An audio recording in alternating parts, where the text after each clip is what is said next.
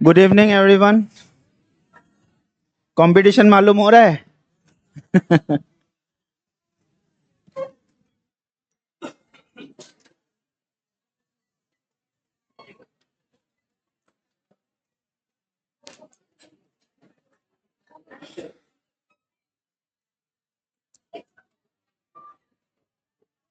अच्छा, तो आज पहला दिन है क्रैश कोर्स का। ठीक है, इस बार नॉर्मली हम लोग क्या करते हैं कि जब नोटिफिकेशन आता है उसके बाद क्रैश कोर्स स्टार्ट करते हैं। This time we have started early. हम लोग थोड़ा पहले से स्टार्ट किया ताकि आप लोग आराम से कोर्स कंप्लीट कर पाए, रिवाइज कर पाए, प्रैक्टिस कर पाए, इसके लिए। ठीक है, और यहाँ पे सारे सब्जेक्ट्स हम कवर करेंगे। फाउंडेशन में सारे स्टूडेंट्स के सारे सब्जेक्ट्स हुए नहीं हैं। ठीक है, और यहाँ पे जो स्ट्रेटेजी है वो हम लोगों ने एक वीडियो में पहले भी बोल दिया था। जो सब्जेक्ट आपका फाउंडेशन में हो चुका है वो सब्जेक्ट आप लोग पूरा 2 घंटे 2.5 घंटे का क्रैश कोर्स का क्लास नहीं भी करे तब भी चलेगा। जो सब्जेक्ट आपका फाउंडेशन में आप कर चुके हैं उसमें बस वीडियो थोड़ा ऊपर ऊपर से ऑनलाइन देख के उसमें जो एमसीक्यू या जो टेस्ट आता है वो आप अटेम्प्ट कीजिए। इससे आप और इफेक्टिवली आपका टाइम आप लोग यूज कर पाएंगे, क्योंकि सेम चीज जो फाउंडेशन में पढ़ाया गया है उस सब्जेक्ट का वो सेम चीज आपको क्रैश कोर्स में पढ़ाया जाएगा। तो this will be wastage of time अगर वो पूरा क्लास आप देखते रहे। ठीक है, तो जो सब्जेक्ट आपका हुआ नहीं है फाउंडेशन में वो सब्जेक्ट आप लोग ऑफलाइन यहाँ पे आके करें तो बेहतर है। अदरवाइज वो 2.5 घंटे का क्लास आप लोग 1-1.5 घंटे में ऑनलाइन खत्म कर सकते हैं अगर रिकॉर्डेड देखेंगे तो। ठीक है, और जिनका नहीं हुआ है फाउंडेशन में वो लोग पूरे क्लास को यहाँ पे देखें। और as far as this Assam part is concern, crash course में जितना पढ़ाया जाएगा वो फाउंडेशन के जैसा सेम है। तो जिनका फाउंडेशन में हुआ भी नहीं है आसाम वाला part, no need to worry, because जो मैं फाउंडेशन में पढ़ाता वो सेम चीज आपको यहाँ पे क्रैश कोर्स में भी पढ़ाया जाएगा। ठीक है, चलिए। Not audible? Am I audible to you online students?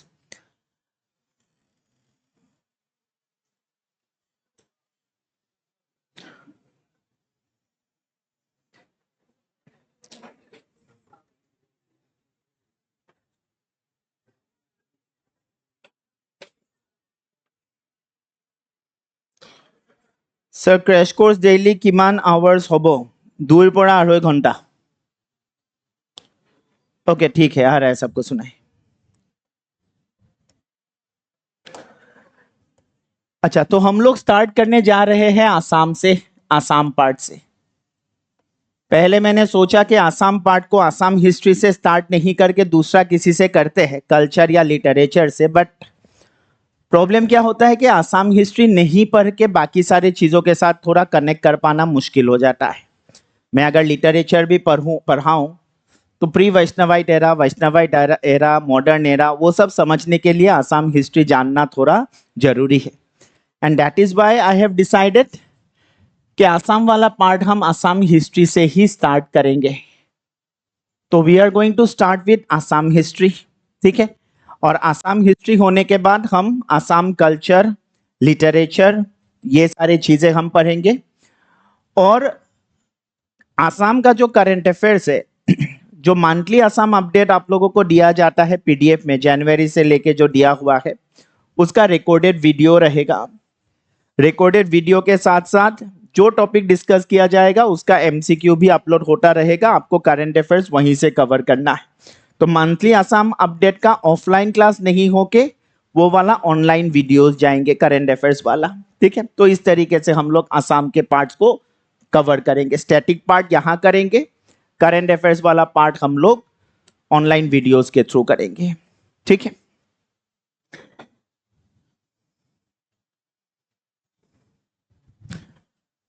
अभी यहाँ पे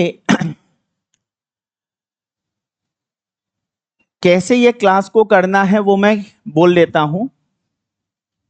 यहाँ पे इस क्लास के अलावा क्लास में जो पढ़ाया जाएगा उसके रिवीजन के लिए कुछ वन लाइनर क्वेश्चंस दिया जाएगा।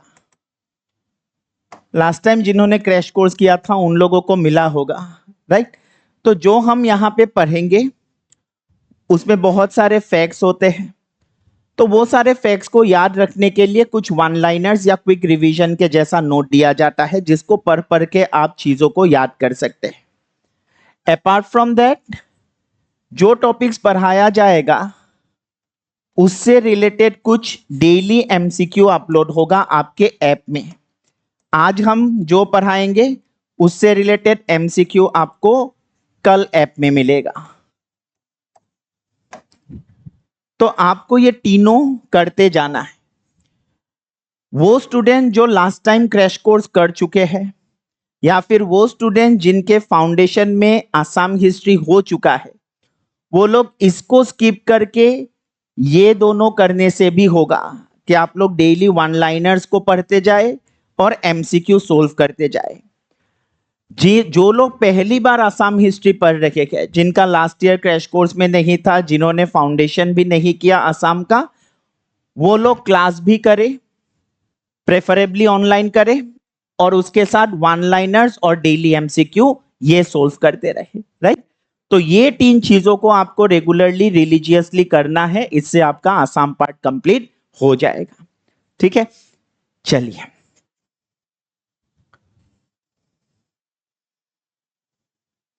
Is this class only for prelims perspective? Obviously ये प्रीलिम्स क्रैश कोर्स है, तो यहाँ पे हम मेंस पॉइंट ऑफ व्यू से नहीं पढ़ेंगे, यहाँ पे हम प्रीलिम्स पॉइंट ऑफ व्यू से ही पढ़ेंगे। ठीक है, तो let us start Assam history. वैसे कितने लोगों ने यहाँ पे किया है पहले आसाम हिस्ट्री? ठीक है,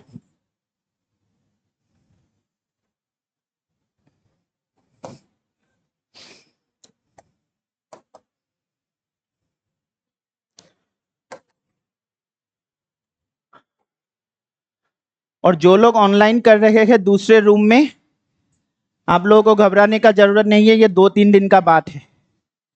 जोश खत्म हो जाएंगे सबका, 2 दिन बाद सब ऑनलाइन आएंगे, सबको बैठने का जगह मिल जाएगा फिर। लेकिन 2-3 दिन तक थोड़ा पेशेंस रखना है।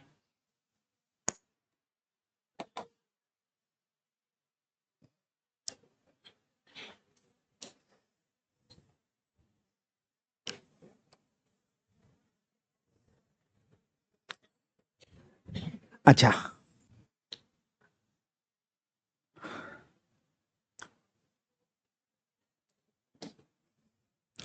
तो आसाम हिस्ट्री, अभी जैसे इंडियन हिस्ट्री को हम लोग 3 फेज में डिवाइड करके पढ़ते हैं, ancient Indian history, medieval Indian history and modern history, वैसे ही आसाम हिस्ट्री को भी हम लोग 3 पीरियड में डिवाइड करके पढ़ते हैं, राइट।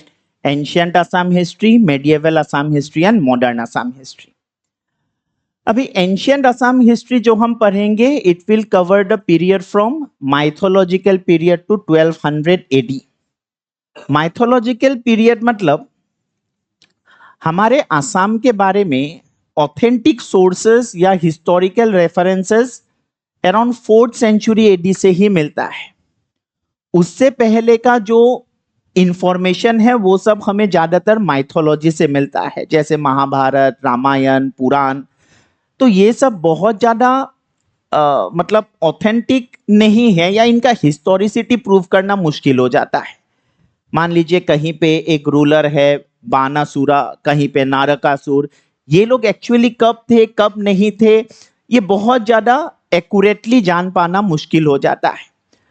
तो ये जो मतलब माइथोलॉजिकल पीरियड है, यहाँ पे हम लोग वही सारे माइथोलॉजिकल रूलर्स के बारे में थोड़ा बहुत पढ़ते हैं, और 4th सेंचुरी एडी से लगभग हमें हिस्टोरिकल रेफरेंसेस मिलना स्टार्ट हो जाता है। तो एंशिएंट पीरियड में, एंशिएंट आसाम हिस्ट्री में हम वो माइथोलॉजिकल पीरियड को भी पढ़ेंगे, और पढ़ते हुए हम लोग 1200 एडी तक कौन कौन से डायनेस्टीज आसाम में रूल किए थे उनके बारे में पढ़ेंगे। ठीक है, then medieval Assam history will cover the period from 1200 AD to 1826। 1826 क्यों? क्योंकि 1826 में ब्रिटिश जो है वो धीरे धीरे आसाम में रूल करना स्टार्ट कर देते हैं। 1826 में एक फेमस ट्रीटी साइन हुआ था, which was known as treaty of Yandabo. तो ट्रीटी ऑफ यान्डाबू साइन होने के बाद से ही ब्रिटिश जो है वो असम में धीरे धीरे अपना अथॉरिटी एस्टैब्लिश करना स्टार्ट कर देते हैं। तो 1826 तक मेडिएवल असम हिस्ट्री पढ़ेंगे और 1826 के बाद से 1947 तक मॉडर्न असम हिस्ट्री में पढ़ेंगे। ठीक है। इंडियन हिस्ट्री में सबसे इंपॉर्टेंट पोर्शन जो होता है वो मॉडर्न इंडियन हिस्ट्री वाला पार्ट होता है। असम में लेकिन मॉडर्न से ज्यादा इंपॉर्टेंट मेडिएवल वाला पार्ट हो जाता है, क्योंकि मेडिएवल असम हिस्ट्री में बेसिकली हम लोग आहोम्स के बारे में पढ़ते हैं और प्रीलिम्स में हो या मेंस में हो आहोम से रिलेटेड क्वेश्चन ज्यादा पूछा देखा जाता है। ठीक है, प्रीलिम्स में भी आहोम से रिलेटेड क्वेश्चंस आता है हर बार। तो मेडिएवल असम हिस्ट्री जो है वो सबसे इंपॉर्टेंट पार्ट हो जाता है उस रेस्पेक्ट से। ठीक है, तो हम लोग एक एक करके एंशियंट, मेडिएवल, मॉडर्न एक एक करके उसको पढ़ेंगे।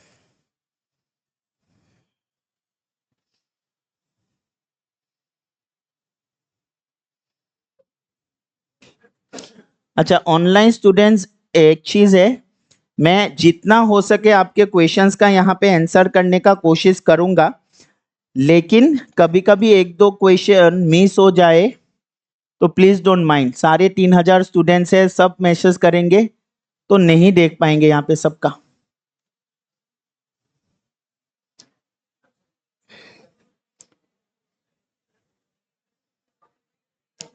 स्लाइड्स वगैरह जो चाहिए वो हम दे देंगे आपको।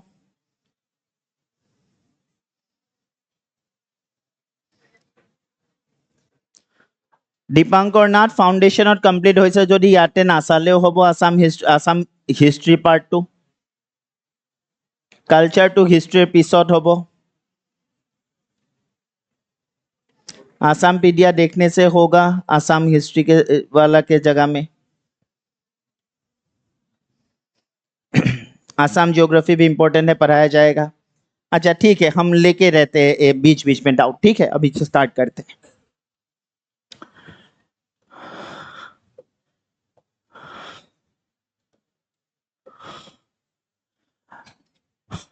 तो एंशियंट असम हिस्ट्री के बारे में पढ़ने के लिए हमारे पास कई सारे सोर्सेस है। एज यू नो, जो सोर्सेस ऑफ हिस्ट्री होते हैं उनको ब्रॉडली दो पार्ट में डिवाइड किया जा सकता है। एक है आपका आर्कियोलॉजिकल सोर्सेस और दूसरा है आपका लिटरेरी सोर्सेस। लिटरेरी सोर्सेस मतलब जो रिकॉर्ड्स वगैरह मिलते हैं, और लिटरेरी सोर्स तब से ही मिलता है जब लोगों को लिखना आया था, right. When they develop the skill of writing, from then only we got this records, right. इसमें कई सारे चीजें हो सकते हैं, बायोग्राफी हो सकते हैं, इसमें आपका हेजियोग्राफी हो सकता है, कोई लैंड ग्रांट हो सकता है। तो जितने भी रिकॉर्ड हमें मिलता है, जो लिखा हुआ जो चीजें मिलता है, those sources comes under the category of literary sources. On the other hand, जो टेंजिबल चीजें जमीन के ऊपर या जमीन के नीचे मिलते हैं, जैसे remains of a building, sculptures, tools, ये सब जो है this come under the category of archaeological sources. Archaeological sources में एक मेन इंपॉर्टेंट सोर्स है आपका एपिग्राफिकल सोर्सेस, मतलब जो इंस्क्रिप्शंस वगैरह है, राइट। तो उससे कई सारे इंफॉर्मेशन हमें मिलता है। तो आसाम के बारे में जानने के लिए भी ऐसे कई सारे सोर्सेस है, although this sources are very limited, लेकिन है जिससे हम थोड़ा बहुत आइडिया कर पाते हैं कि एंशियंट पीरियड में आसाम में हुआ क्या था। जैसे आर्कियोलॉजिकल सोर्सेस में remains of some temples, sculptures, कुछ कुछ कॉपर प्लेट्स है जो लोगों को लैंड ग्रांट के लिए इशू किया जाता था। इससे हम थोड़ा एंशियंट टाइम के आर्किटेक्चर के बारे में, इकोनॉमी के बारे में थोड़ा बहुत हम आइडिया कर सकते हैं।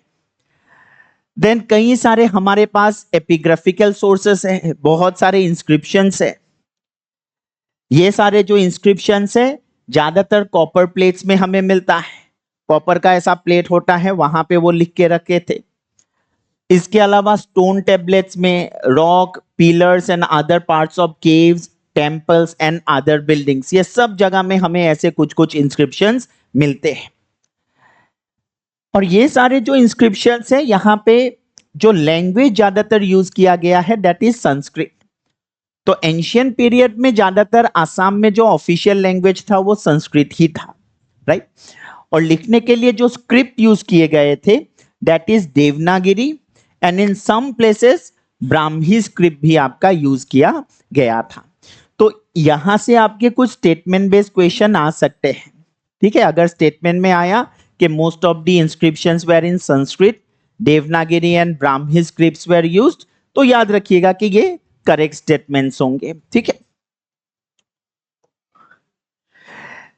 ज्यादातर इंस्क्रिप्शंस में हमें डेट्स नहीं मिलते हैं, कुछ कुछ में डेट मिलता है।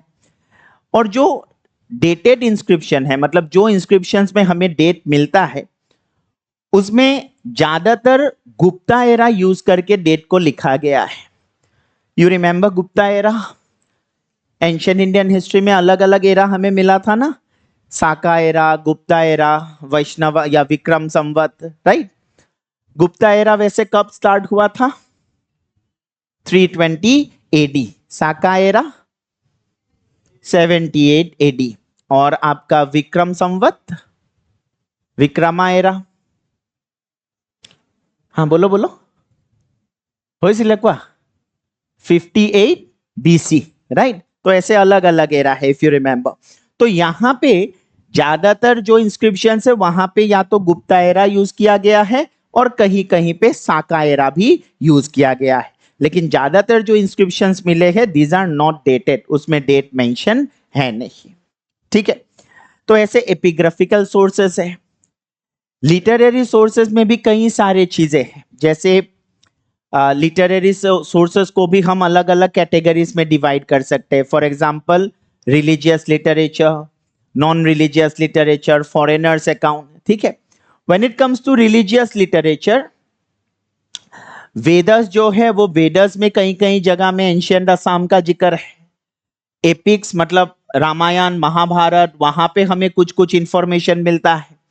पुराण है, एक पुराण तो असम में ही कंपोज किया गया था, कालिका पुराण, राइट? फिर आपका कुछ बुद्धिस्ट लिटरेचर है। तो ऐसे रिलीजियस लिटरेचर है जिससे हमें असम के बारे में इंफॉर्मेशन मिलता है। और यहाँ पे वेदस मतलब I am talking about all the 4 parts of Vedas. Vedas के 4 पार्ट होते हैं ना, क्या क्या है? अरे मैं जानता ही था ऐसा बोलोगे आप लोग। ऋग्वेदा, सामवेदा तो नाम है वेदस का। 4 पार्ट क्या है? संहिता, ब्राह्मणा, आरण्यका, उपनिषद, है कि नहीं? तो ये जो 4 पार्ट्स है वो 4 पार्ट्स के बारे में हम बोल रहे हैं। ऐसे कई सारे ब्राह्मणा लिटरेचर है, गोपथ ब्राह्मण, शतपथ ब्राह्मण। तो ये सारे जो ब्राह्मणा लिटरेचर है उसमें अलग अलग जगह में हमारे इस जगह का मेंशन हमें मिलता है।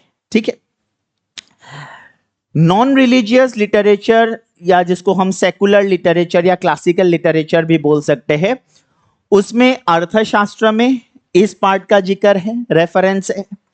कालिदास के बहुत सारे रचनाओं में आसाम के बारे में हमें मेंशन किया हुआ मिलता है। हर्षचरित जो आपका बायोग्राफी था हर्षवर्धन का, किसने लिखा था? हाँ, बाना, राइट? इसका कोट पोएट था बाना। तो बाना ने जो हर्षचरित लिखा था इसमें हमें आसाम के बारे में मिलता है। यू रिमेंबर हर्षवर्धन के कंटेम्पररी आसाम में रूलर कौन थे? भास्कर वर्मन। तो भास्कर वर्मन के बारे में हमें हर्षचरित में मिलेगा। फिर होरोगोरी खोंगबाद। तो ये कुछ क्लासिकल लिटरेचर से, इससे भी हम एंशिएंट आसाम के बारे में इंफॉर्मेशन ले सकते हैं। और फॉरेनर्स अकाउंट के बारे में अगर बात करें तो मोस्टली चाइनीज लिटरेचर में हमें आसाम का जिक्र मिलता है। एक चाइनीज लिटरेचर है शुंगशु बोल के, तो यहां पे हमें कुछ कुछ इंफॉर्मेशन मिलता है आसाम के इनिशियल रूलर्स के बारे में। और एक फेमस चाइनीज पिलग्रिम ने आसाम विजिट किया था इन 7th सेंचुरी एडी, जिनका नाम आप लोग जानते हैं, ह्यूएनसांग, राइट? तो ह्यूएनसांग विजिटेड आसाम अराउंड 642-43 एडी में। और ह्यूएनसांग वापस जाके उनका जो अकाउंट है उसको हम बोलते हैं सीयू की। तो सीयू की में उन्होंने कामरूपा के बारे में या उस टाइम के जो रूलर थे भास्कर वर्मन, उनके बारे में कई सारे चीजें मेंशन किए थे। तो ये सारे सोर्सेस को लेके हम लोग आसाम के बारे में कुछ कुछ इंफॉर्मेशन हमें मिलता है और उसी से हम लोग एंशिएंट आसाम के बारे में पढ़ रहे हैं।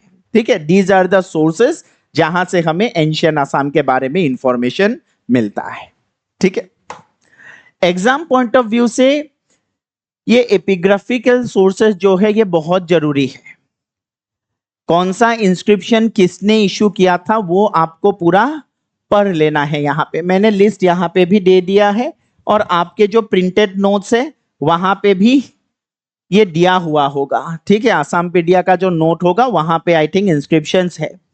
ये इंस्क्रिप्शन से लगातार क्वेश्चंस हमें देखने को मिलता है। लास्ट टाइम भी आई थिंक आया था। ये डायरेक्ट भी पूछ सकते हैं, मैच द फॉलोइंग करके भी आ सकता है, which of the following pairs is correctly match, वैसा भी आ सकता है। एक तरफ में राजा का नाम रहेगा जिसने इशू किया, दूसरे जगह में आपका इंस्क्रिप्शन का जगह रहेगा कहां पे मिला। तो अभी ये जो लिस्ट है ये आपको पूरी तरीके से पढ़ लेना है।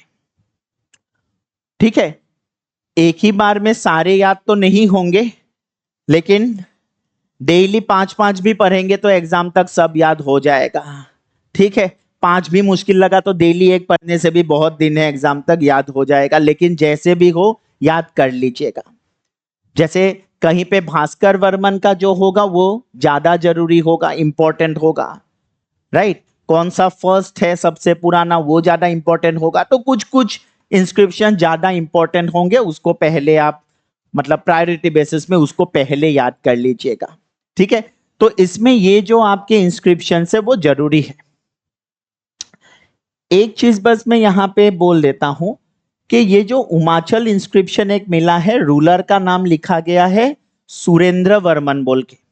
हम लोग आगे जब पढ़ेंगे इस नाम का कोई रूलर हमें नहीं मिलेगा, but it is believe that this Surendra Varman is none other than Mahendra Varman. Mahendra Varman बोल के एक रूलर हमें मिलने वाला है। तो जब आप लोग इसको पढ़ेंगे तो वो याद रखिएगा कि Umachal inscription belongs to Mahendra Varman. ठीक है, आप लोग नोट करके रख भी सकते हैं कि सुरेंद्र वर्मन इक्वल टू महेंद्र वर्मन।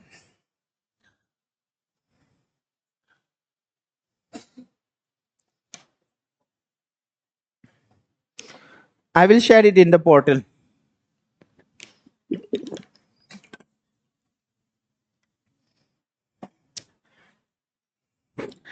ये याद कर लीजिएगा क्योंकि it will help you in mains also, not only in prelims. Mains में भी सोर्सेस के ऊपर क्वेश्चन आने से आप इसको अलग अलग जगह में रेफर कर सकते हैं। How epigraphical sources helps us in reconstructing ancient Assam history. इस तरीके का क्वेश्चन आने से भी आपको जगह जगह में ऐसे कौन सा एपिग्राफ कौन सा इंस्क्रिप्शन किसका है वो सब लिखना पड़ेगा, तो उसके लिए भी ये काम में आएगा। ठीक है,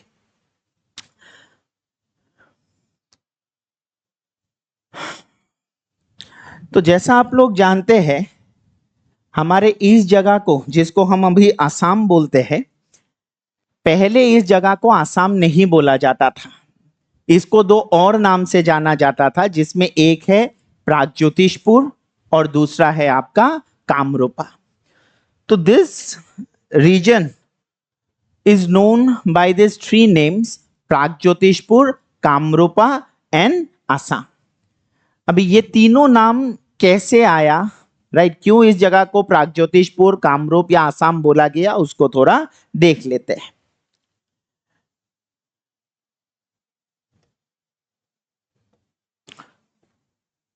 तो प्रागज्योतिषपुर नाम कैसे पड़ा, इसको लेके हमें 2 थ्योरी मिलता है। एक थ्योरी के हिसाब से Brahma made the first calculation of the stars in this region. Brahma ने पहली बार स्टार का कैलकुलेशन किया था। स्टार का कैलकुलेशन करने का मतलब जो गणना करे, जो एस्ट्रोलॉजी है, राइट। तो बोला जाता है कि ब्रह्मा ने पहली बार ऐसे जो स्टार्स होते हैं उसका कैलकुलेशन इसी जगह में किया था, और इसीलिए इस जगह का नाम प्रागज्योतिषपुर हुआ, क्योंकि प्राग का मतलब होता है ईस्टर्न और अर्ली। सबसे पहले किया था बोल के प्राग शब्द आया यहां पे। ज्योतिष का मतलब होता है स्टार या फिर एस्ट्रोलॉजी, और पूर जो है इसका मतलब होता है सिटी। पूर ये पूरम वर्ड से आया है, पूरम मतलब होता है सिटी, राइट। पुर का मतलब सिटी होता है, जैसे नागपुर, कानपुर, वैसे ही प्रागज्योतिषपुर। तो इस तरीके से ये जो नाम है प्रागज्योतिषपुर, इसका मतलब बनता है सिटी ऑफ ईस्टर्न एस्ट्रोलॉजी। तो सिटी ऑफ ईस्टर्न एस्ट्रोलॉजी क्यों बोला गया? Because according to Kalika Purana, Brahma made the first calculation of stars in this region. ব্ৰহ্মাই সবতকে প্ৰথমে জ্যোতিষ গণনা এইটো অঞ্চলতে আৰম্ভ কৰিছিলে, সেই কাৰণে এই জেগাখিনিক প্ৰাগজ্যোতিষপুৰ বুলি কোৱা হয়, राइट। तो दिस इज वन थियोरी, ठीक है। दूसरा थियोरी जो है वो थोड़ा अलग एक एक्सप्लेनेशन देता है। दूसरा थियोरी बोलते हैं कि एकदम एंशियंट टाइम में चाइना से कुछ लोग नीचे साउथ के तरफ आ गए थे। इन लोगों को बोला जाता था चाउथियस। तो चाउथियस बोल के कुछ लोग नीचे के तरफ आए थे, और नीचे के तरफ आके उन लोगों ने अपना 3 हेडक्वार्टर्स ऐसे बनाए थे। एक हेडक्वार्टर, ये जो हेडक्वार्टर्स है इनको ये लोग बोलते थे जूथिस।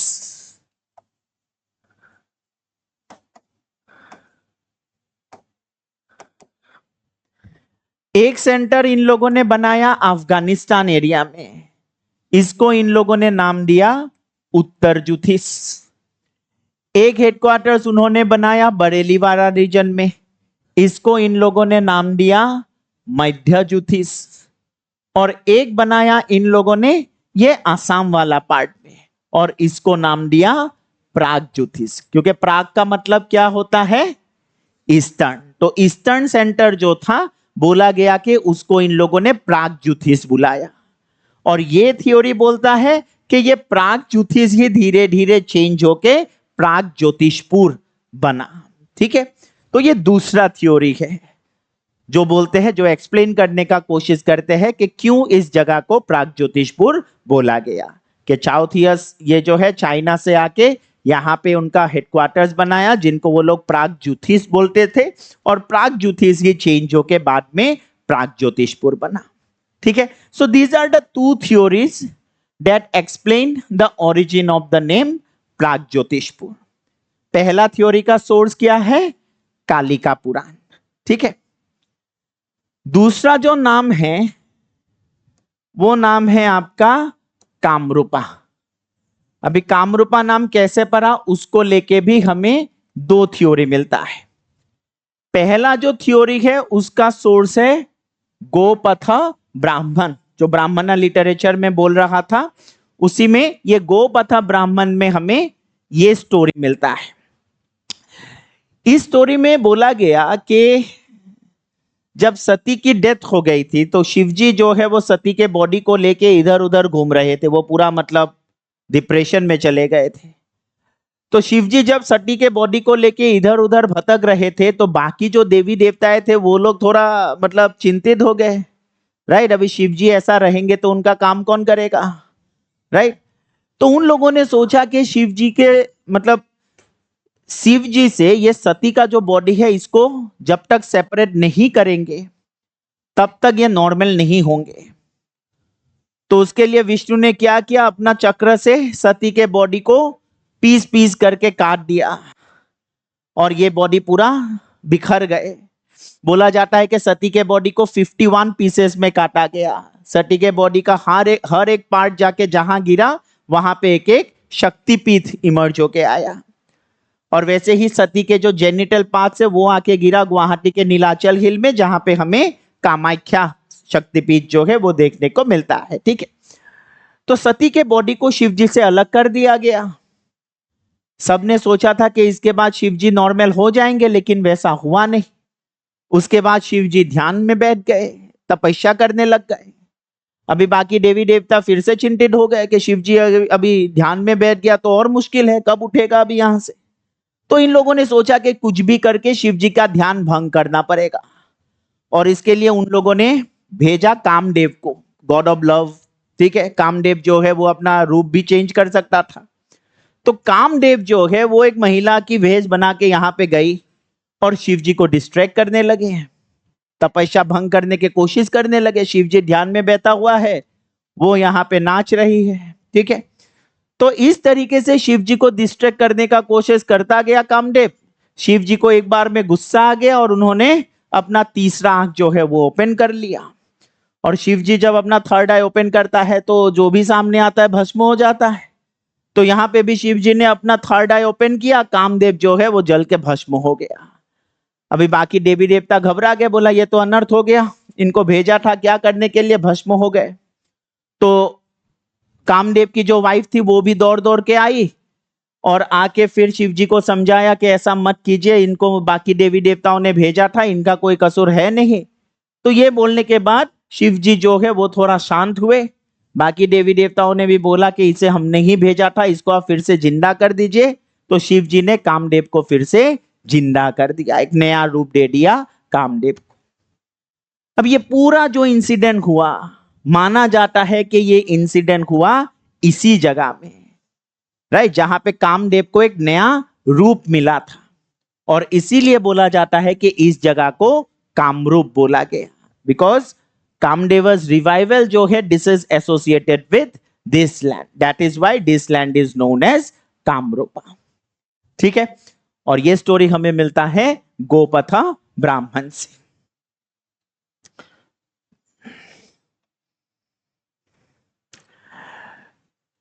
दूसरा थ्योरी जो है वो थ्योरी बोलते हैं कि कामरूपा नाम जो है ये कामरू या कामरूट वर्ड से आया है।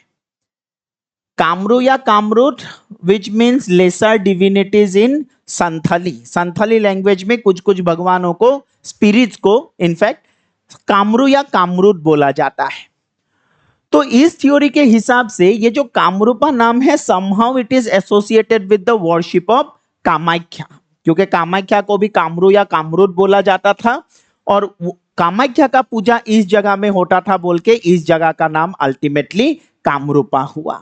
तो ये भी एक थ्योरी है, ये भी एक एक्सप्लेनेशन है कि क्यों इस जगह को कामरूपा बोला जाता है, राइट। तो अकॉर्डिंग टू दिस थ्योरी इस जगह को कामरूपा बोला गया क्योंकि यहां पे कामाख्या का पूजा होता था और कामाख्या को शायद उस टाइम कामरू या कामरूट बोल के रेफर किया जाता था। ठीक है,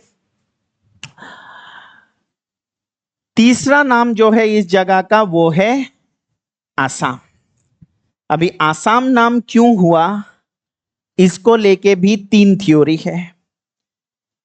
पहला थ्योरी बोलता है कि इस जगह का नाम आसाम हुआ क्योंकि ये जगह असमान है, मतलब अनइवन है, असमान, पहाड़ है, वैली है, राइट। तो ये जगह असमान है, अनइवन है, इसीलिए इस जगह को आसाम बोल के रेफर किया गया। That is one theory.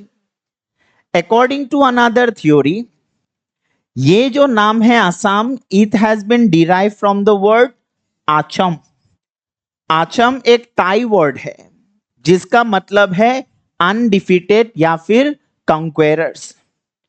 तो आहोम जो आया था आसाम में, आहोम को कोई हरा नहीं पा रहे थे, they were undefeated and they were referred to as Acham.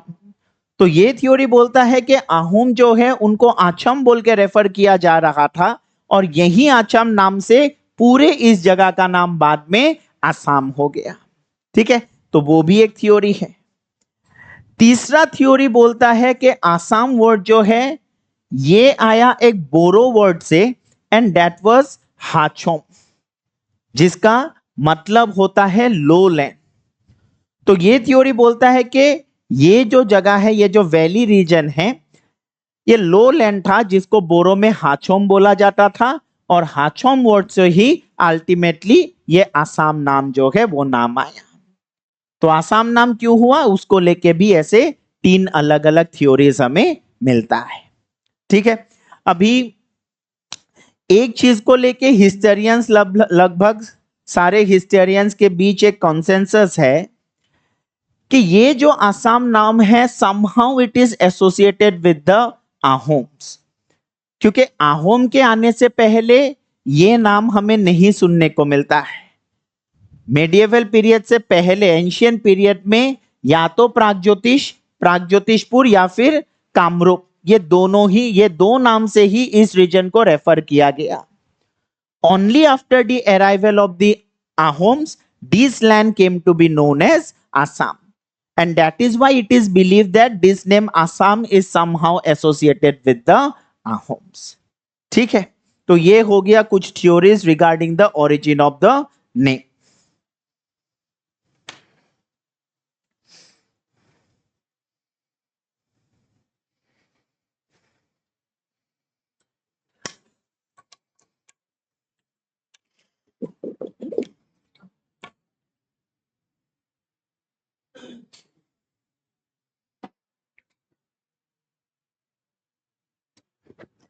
अभी हम लोग थोड़ा असम के माइथोलॉजिकल रूलर्स के बारे में पढ़ते हैं.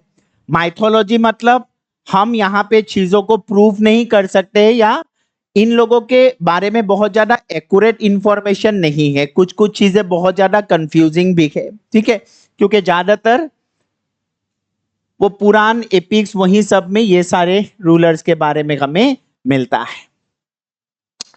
अच्छा, इससे पहले और एक चीज हम बोल के रखते हैं कि प्रागज्योतिषपुर या कामरूपा बोलने से आसाम में एकदम पूरा खोदिया से लेके अभी के न्यू जलपाईगुड़ी तक ये पूरा रीजन को माना जाता था.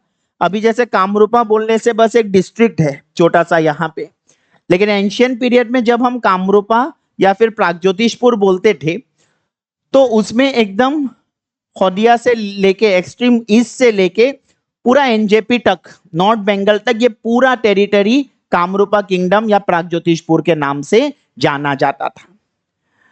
अभी एक 16th सेंचुरी लिटरेचर है योगिनी तंत्र, राइट, और योगिनी तंत्र में मेंशन किया गया है कि आसाम को उस टाइम ऐसे 4 पार्ट में डिवाइड किया गया था जिसको बोला जाता है पीथा, राइट. तो 4 पार्ट या 4 पीथर्स में डिवाइड किया गया था और यह है आपका रत्नपीठ, कामपीठ, स्वर्णपीठ, सोमरपीठ. तो ऐसे अलग अलग 4 पीठ में डिवाइड किया गया है. अलग अलग सोर्सेस में थोड़ा ये सीक्वेंस अलग अलग मिलता है कभी कभी. जैसे होरोगोरी खंबात में ये है, योगिनी तंत्र में रत्नपीठ, भद्रपीठ, सोमरपीठ, कामपीठ ऐसे भी लिखा हुआ होता है.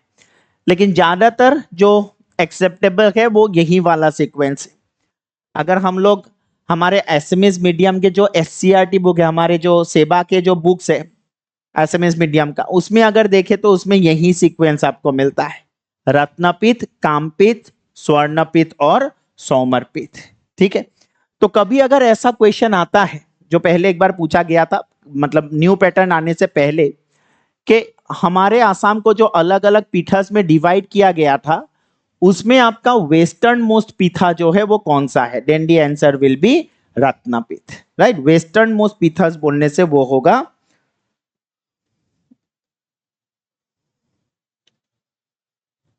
आपका रत्नपीठ वाला. ठीक है,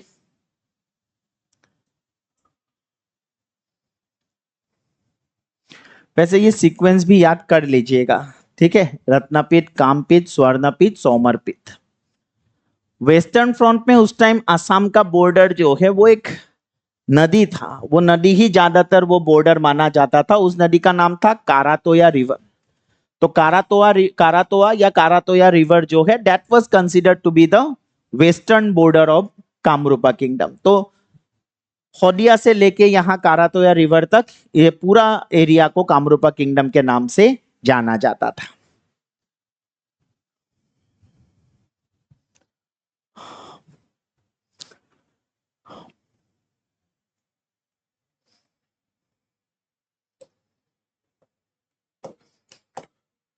माइथोलॉजिकल पीरियड के बारे में अगर बात करें तो एकदम सबसे पहला रूलर जिनके बारे में हमको सुनने को मिलता है वो था मोहिरंगा दानव.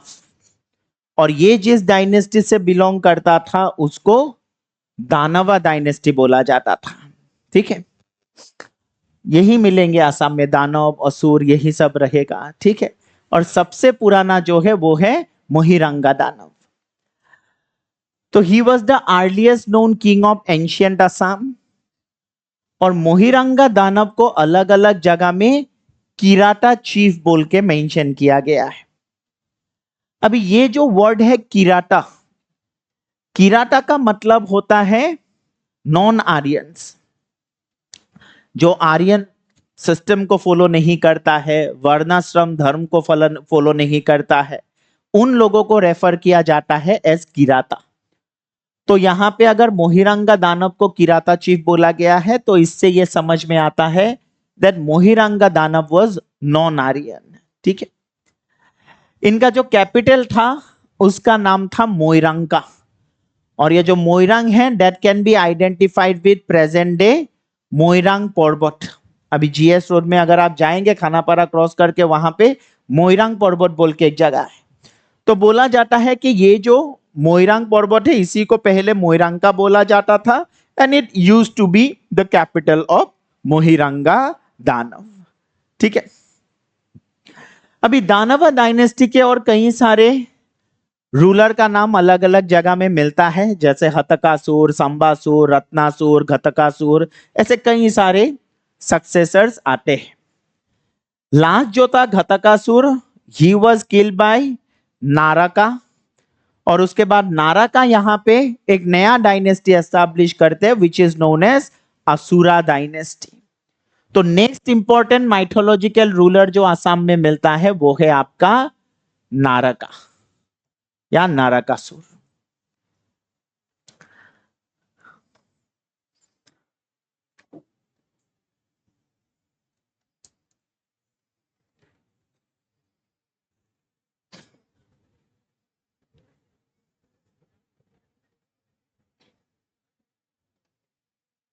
कारातोया जो है वो नॉर्थ बंगाल में है।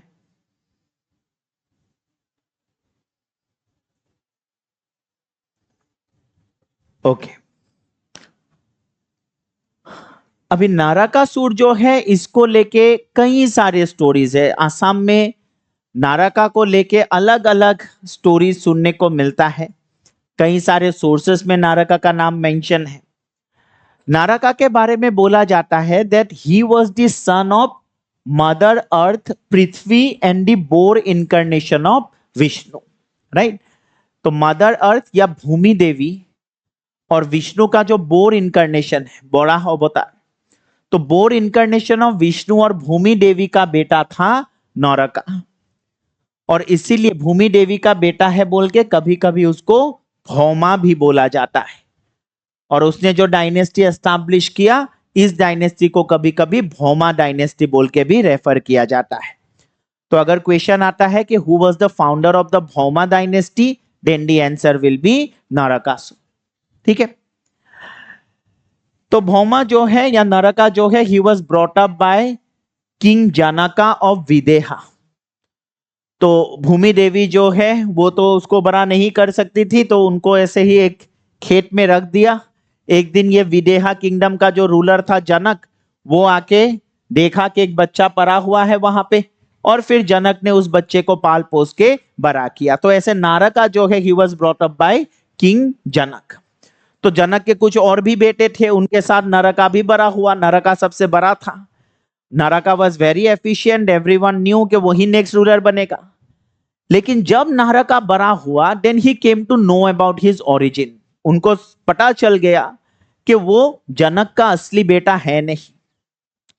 तो उसके बाद नारका जो है उसको खराब लगा। उनको लगा कि वो अगर राजा बनेगा then it will be unfair for his brothers. जो जनक का असली बेटे हैं उन लोगों को राजा बनना चाहिए। तो इसके लिए जनक जो है वो विदेहा छोड़ के चला गया, और वो ईस्ट के तरफ गया और वहां पे अपना नया एक किंगडम एस्टैब्लिश करने का कोशिश किया। और उस तरीके से नारका आसाम में घुसा। यहाँ पे घतकासुर रूल कर रहे थे। घतकासुर को मार के नारका ने एक नया डायनेस्टी यहाँ पे एस्टैब्लिश किया which is known as Asura dynasty या फिर भौमा डायनेस्टी। ठीक है, और बोला जाता है कि नारका के साथ ही there was the earliest settlement of Aryans in Pragjyotishpur. Naraka के साथ ही ये आर्यन कल्चर जो है वो पहली बार प्रागज्योतिषपुर में आया था। ठीक है, फिर नारका के बारे में बोला जाता है that he erected a temple of Kamakhya on Nilachal hill and excavated a tank and constructed a road to the temple in a single night। इसको लेके भी एक स्टोरी सुनने को मिलता है। अभी नारका जो है नरका के बारे में बोला जाता है कि initially he used to be a very pious ruler, बहुत अच्छा था, पूजा पाठ करता था, ऐसा बोला जाता है, कामाख्या का पूजा करता था। लेकिन धीरे धीरे आसाम में असुरों के संकट में आके वो खराब हो गया। धीरे धीरे उनके अत्याचार बढ़ने लगे, एट्रोसिटीज बढ़ने लगे। अभी बाद में ऐसा हुआ कि जिस कामाख्या को वो पूजा करता था अभी उससे शादी करना चाह रहा था। बोला कि उसे शादी करना है कामाख्या से। कामाख्या भी घबरा गई कि अभी इससे शादी करना पड़ेगा। तो कामाख्या ने नरकासुर को एक कंडीशन दिया कि तुम अगर एक रात के अंदर मेरा एक मंदिर बना सकते हो पहाड़ के ऊपर, और नीचे से लेके ऊपर तक पूरा अगर सीढ़ी एक रात के अंदर तुम बना के कंप्लीट कर सकते हो, then I will marry you. Kamakhya को लगा था कि नाराका ये सुन के घबरा जाएगा, लेकिन नाराका ने बोला कि हो जाएगा। और नाराका जो है वो सीढ़ी बनाने लग गए। तो नाराका जो है वो पूरा सीढ़ी बना रहे हैं। कामाख्या भी घबरा गई कि ये ऐसे ही अगर बनाता रहा तो सुबह होने से पहले ही काम कंप्लीट हो जाएगा, काम कंप्लीट होने से शादी करना पड़ेगा। तो कामाख्या ने फिर क्या किया, एक ट्रिक किया। सुबह होने से पहले ही एक मुर्गी को लाया, राइट, और उसको बोला कि चिल्लाओ अभी। मुर्गी डाक दी दिले, और मुर्गी ने अगर चिल्ला दिया तो कामाख्या बोला कि देखो देखो सवेरा हो गया। अभी नाराका देख रहा है पूरा अंधेरा है, काम कंप्लीट होने ही वाला है उसका। लेकिन कामाख्या बोला नहीं, अब तो सुबह हो गया है, कुकुराई डाक भी दिले मने हो गोल रातिपुआरो। तो इस तरीके से बेचारे के साथ चीटिंग हो गया पूरा। तो वो काम कंप्लीट कर लेते, लेकिन उससे पहले ट्रिक करके कामाख्या ने बोला कि अभी सवेरा हो चुका है, काम कंप्लीट हुआ नहीं, तो हम शादी कर नहीं पाएंगे, ठीक है। तो इस तरीके से somehow she avoided this marriage with नाराका। नाराका का तो गुस्सा के पहले तो मुर्गी को काट दिया वहां पे, और उसके बाद उनके एट्रोसिटीज बढ़ने लगे, लोगों के ऊपर अत्याचार करने लगे। कामाख्या टेम्पल से भी मतलब बहुत ज्यादा वहां पे भी बोला गया कि उनके ऊपर भी अत्याचार हुए। तो इस तरीके से कई सारे उनके अत्याचारों के कहानी भी सुनने को मिलता है। और धीरे धीरे कामाख्या का सॉरी नाराका का ये जो एट्रोसिटीज है उनका खबर जाके पहुंचा द्वारका में। द्वारका में थे कृष्णा। तो यहाँ पे नाराका को वध करने के लिए कृष्णा फिर यहाँ कामरूपा में आए। और बोला जाता है कामरूपा में जब कृष्णा आए थे अपने आर्मी को लेके, उनके जो घोड़े हैं वो एक जगह में रेस लिए थे, जिस जगह को अभी बोला जाता है अश्व क्लांतो, राइट। अश्व माने घोड़ा और क्लांतो माने टायर्ड, ठीक है। तो अश्व क्लांतो जो है वहां पे भी अगर आप देखेंगे, अभी तो वो एक आर्कियोलॉजिकल साइट है, वहां पे ऐसे कुछ कुछ ऐसे छोटे छोटे होल्स है। तो बोला जाता है कि कृष्णा का जो घोड़ा है उसका निशान है वहां पे, ठीक है। तो ये अश्वक्लांतो नाम उस तरीके से पड़ा कि कृष्णा जब आए थे तो उनके घोड़े वहां पे रेस लिया था, ऐसा बोला जाता है। तो इस तरीके से कृष्णा यहां पे आए, and then lord Krishna killed him and placed his son Bhagadatta on the throne. तो according to this story Naraka was finally killed by Krishna. और उसके बाद यहां पे कृष्णा ने नाराका के बेटे भगदत्ता को राजा बनाया, ठीक है। और बोला जाता है according to Vishnu Puran the general of Narakasur was Muru, ठीक है। तो मुरु बोल के एक जनरल था। ये सारे जो लिटरेचर पुराण ये सब आपको मिल रहा है, थोड़ा ये सब भी याद रखिएगा, क्योंकि लास्ट ईयर प्रीलिम्स में ऐसे क्वेश्चन आ गया था कि कौन सा पुराण में आसाम का जिक्र नहीं मिलता है, ऐसे करके 5 पुराण का नाम दे दिया था। और एक्चुअली वो सारे पुराण में ही आसाम का नाम है, ठीक है। तो इस तरीके के क्वेश्चन भी आते हैं। तो ये जो स्टोरी सब है यहां से भी क्वेश्चन आते हैं। ऑल्दो माइथोलॉजी है, स्टोरी है, हिस्टोरिसिटी प्रूफ नहीं हो सकता है, बट इससे रिलेटेड क्वेश्चन भी पूछा देखा गया है पहले, ठीक है। तो ये सारी चीजें भी याद रखिएगा।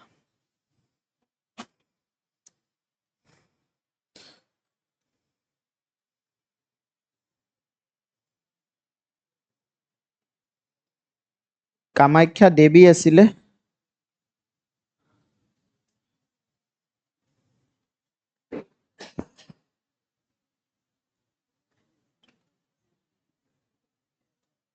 सर অশ্বক্লান্ত ক'ত আছে এতিয়া নৰ্থ গুৱাহাটীত আছে অশ্বক্লান্ত উত্তৰ গুৱাহাটীত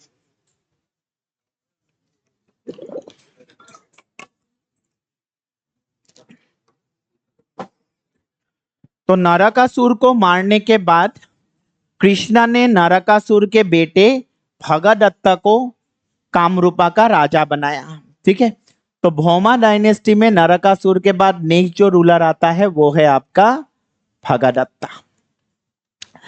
अभी भगदत्ता जो है इसके बारे में हमें महाभारत में कई सारी चीजें उससे पता चलता है। भगदत्ता जो था इसकी एक बेटी थी जिसकी नाम थी Bhanumati and Bhanumati was married to Duryodhana. Duryodhana you remember Kaurava का जो बड़ा भाई है। तो दुर्योधन के साथ भानुमति की शादी हुई and that is why Bhagadatta participated in the Mahabharata war on the side of the Kauravas. तो इन्होंने कौरव के तरफ से कुरुक्षेत्र वार में पार्टिसिपेट किया था। अभी महाभारत के जो अलग अलग पार्ट हैं वहां पे एक पार्ट है द्रोणा पर्व। तो द्रोणा पर्व जुंतु आसे द्रोणा पर्व जो है वहां पे भगदत्ता के बारे में कई सारी चीजें लिखा गया है about his valour, about his skills, about his capacities. इसके बारे में कई सारे मेंशन हमें महाभारत के द्रोणा पर्व में मिलता है। तो वहां पे he is referred to as the mighty king of the Mlecchas, right? भगदत्ता को mighty king of the Mlecchas बोला गया है। अब ये जो वर्ड है म्लेच्छा, this word is also used to refer to the non-Aryans। ये जो म्लेच्छा शब्द है ये भी नॉन आर्यंस को रेफर करने के लिए यूज किया जाता है। तो यहाँ पे भी जो असम या प्रागज्योतिषपुर था उस टाइम पे भी it was considered to be a land of non Aryans. तो इसीलिए भगदत्ता के जो लोग थे उनको म्लेच्छा बोल के ही रेफर किया गया था। He was considered to be not inferior to Chakra in battle. उनके बारे में बोला गया कि युद्ध में वो इंद्र से भी कम नहीं है, राइट? इंद्र के बराबर है। He was also referred to as the best wielder of the elephant squad। हाथियों के साथ युद्ध करने में वो एक्सपर्ट थे। और भगदत्ता का जो हाथी था उसका नाम था सुप्रतीका। तो कभी अगर क्वेश्चन आता है what is the name of Bhagadatta's elephant, then the answer will be Supratika. कहीं कहीं जगह में इसका नाम ओइराबोट बोल के भी दिया हुआ होता है, राइट? वैसे ओइराबोट का मतलब हाथी ही होता है, राइट? ओइराबोट माने एक्चुअली हाथी ही है, लेकिन कभी अगर ऑप्शन में आपको सुप्रतीका नहीं दिखता है, ओइराबोट दिखता है, गो फॉर इट, राइट? तब आप ओइराबोट मार्क करके आ सकते हैं। तो सुप्रतीका या फिर कुछ कुछ सोर्सेस में ओइराबोट बोल के भी लिखा हुआ है। एपीएससी का एक डिपार्टमेंटल एग्जाम में एक बार ओइराबोट बोल के आया था ऑप्शन में। तो ऐसे अलग अलग नाम से उनको रेफर किया गया। In the Mahabharata war Kalinga army was also placed under Bhagadatta. उनके अपने आर्मी के साथ भगदत्ता के पास कलिंगा आर्मी भी दे दिया गया था। He was referred to as शैलालया Parvatapati Purva Sagaravasi in Mahabharat. तो ऐसा अगर क्वेश्चन आता है कि who of the following was referred to as Shailalaya Parvatapati Purva Sagaravasi in Mahabharata, answer will be Bhagadatta. ठीक है, वैसे ही ये सब के ऊपर भी आ सकता है। ठीक है, आसाम के कौन से रूलर को इस तरीके से मेंशन किया गया था, आंसर विल बी भगदत्ता।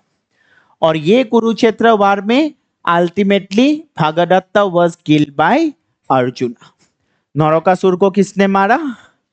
कृष्णा ने। और भगदत्ता को किसने मारा? अर्जुन ने।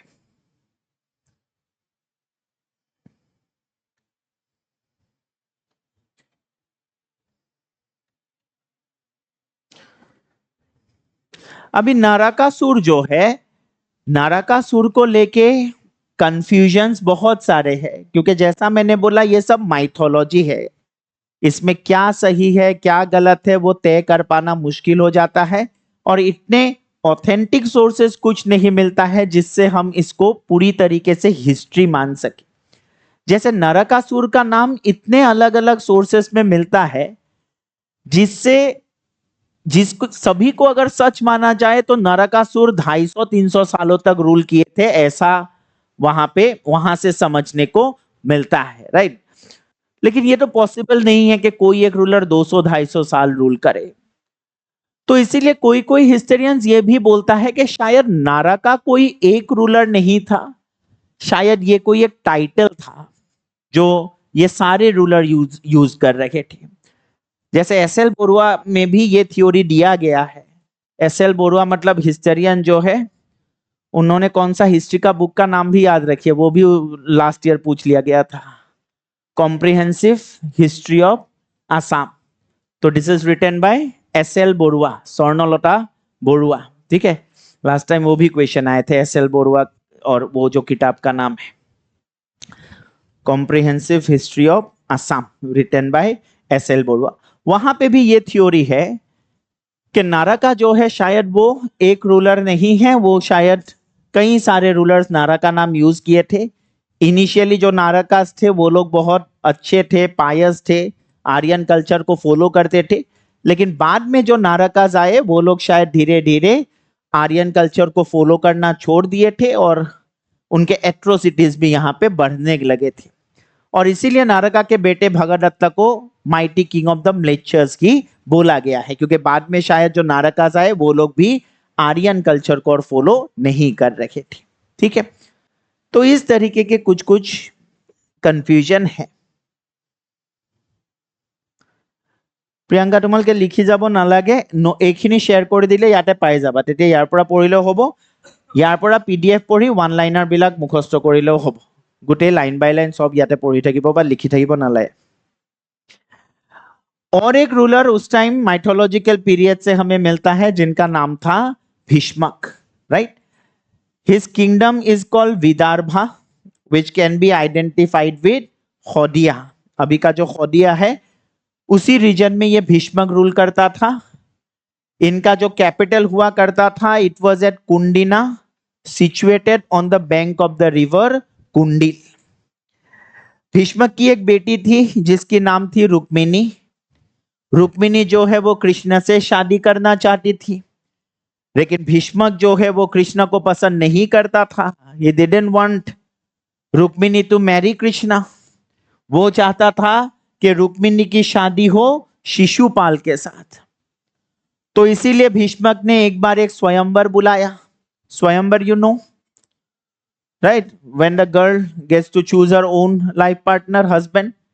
तो उस टाइम भीष्मक ने एक स्वयंवर बुलाया, शिशुपाल भी को बुलाया, बाकी सारे राजकुमारों को बुलाया, बस कृष्ण को नहीं बुलाया यहाँ पे, ठीक है।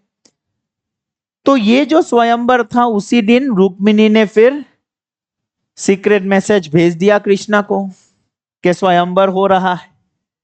तो उसके बाद जब कृष्णा को मालूम हुआ, कृष्णा फिर यहाँ पे आया कुंडिना में, और यहाँ पे आके बाकी सारे राजा महाराजा राजकुमारों को जो स्वयंवर में था सबको हरा के कृष्णा जो है वो रुक्मिणी को यहाँ से भगा के लेके गया, ठीक है।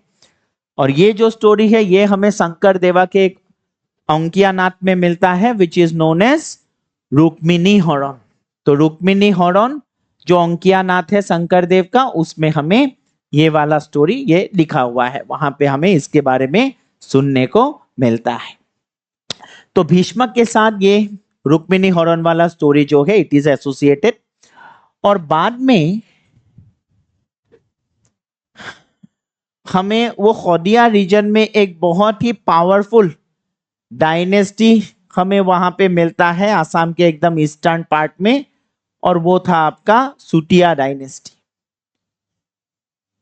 और ये जो सुटिया डायनेस्टी है, they claim their descent from this ruler Bhishmak, ठीक है। तो कभी अगर क्वेश्चन आता है कि Sutiyas claim their descent from which of the following mythological rulers, answer will be Bhishmak. तो भीष्मक बोल के जो रूलर था वो लोग क्लेम करते हैं कि they are the descendant of Bhishmak, ठीक है। और भीष्मक का भी राजधानी यहीं पे था बोला जाता है। कितने माइथोलॉजिकल रूलर पढ़ लिए? 4। पहला था मोहिरांगा दानव, एक पढ़ा नौरोकासुर, एक भगदत्त और एक पढ़ा भीष्मक। ठीक है,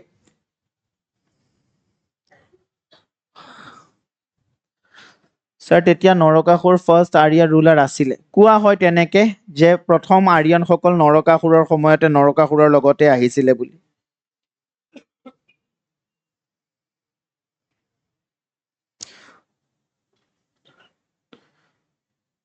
কুন্দিল নদীখন আছে শদিয়াৰ সেইখিনিতে। কেশৱ প্ৰিন্টেড মেটেৰিয়েল দিয়া হৈছে ন আছামিপিডিয়াটো?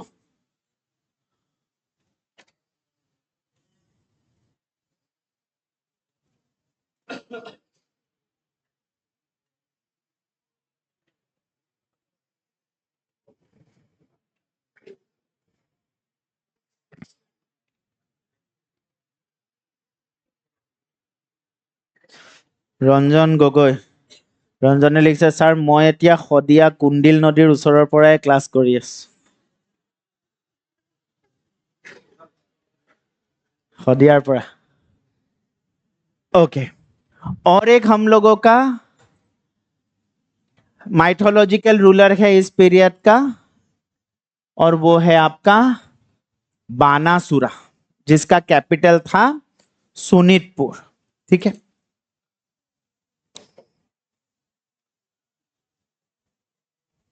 तो बानासुर का कैपिटल है सोनितपुर। बानासुर के बारे में बोला जाता है कि उन्होंने तेजपुर में जो महाभैरव टेम्पल है वो टेम्पल इन्होंने बनाया था। It is attributed to Banasura. Banasura की भी एक बेटी थी जिसकी नाम थी उषा, राइट। उषा अनिरुद्ध वाला स्टोरी जो है it is associated with Banasura, right, जानते हैं ना वो स्टोरी। तो उषा को जो है सपने में एक राजकुमार दिखा था। उषा की एक दोस्त थी जिसकी नाम थी चित्रलेखा, जो एक आर्टिस्ट थी। ठीक है, और चित्रलेखा की थोड़ा मैजिकल पावर्स भी थी। तो उषा एक दिन रात को सो रही थी, रात को उन्हें सपने में एक राजकुमार दिखा। अभी वो नहीं पहचानती थी कि वो कौन है। अगले दिन उन्होंने चित्रलेखा को बोली कि मेरे सपने में एक राजकुमार आया और मुझे वो चाहिए। अभी चित्रलेखा बोली कि कौन है? बोला कि मुझे कुछ नहीं मालूम कौन है। बोला कि एक काम करो, तुम बोलते जाओ, हम पेंट करते जाएंगे। ठीक है, अभी जैसे चोर को पकड़ने के लिए ऐसा करते हैं ना, डिजाइनर आर्टिस्ट को बुला के लाते हैं। तो उषा भी बोलती गई और चित्रलेखा पेंटिंग बनाती गई। ऐसे बनाते बनाते बना दिया हुबहू वही चेहरा। उषा बोली कि हाँ यही है, इसी को देखा था। चित्रलेखा बोली कि ये तो अनिरुद्ध है। बोला जो भी है लेके आओ, ये कौन है?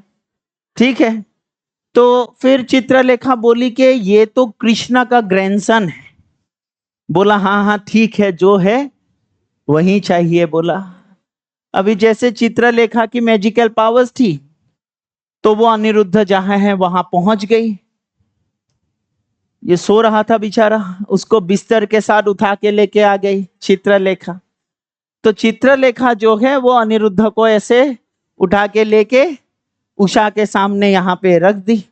सुबह जब अनिरुद्ध ने आंख खोला तो वो भी मतलब घबरा गया कि कहाँ आ गए। और फिर इसको चित्रलेखा ने सब बताया क्या हुआ उसके साथ। फिर उषा अनिरुद्ध जो है ये दोनों मिले, they fell in love and they decided to get married. तो इन लोगों ने शादी कर लिया, गंधर्व विवाह, राइट। लुकाई पेला जोंटो बिया पटे। तो यहाँ पे जब शादी हुआ तो बानासुर गुस्सा हो गए। तो बानासुर जो है उन्होंने पूरा अनिरुद्ध को बंदी बना लिया और उषा को जो है उसको भी बंदी बना के रख लिया एक फोर्ट में।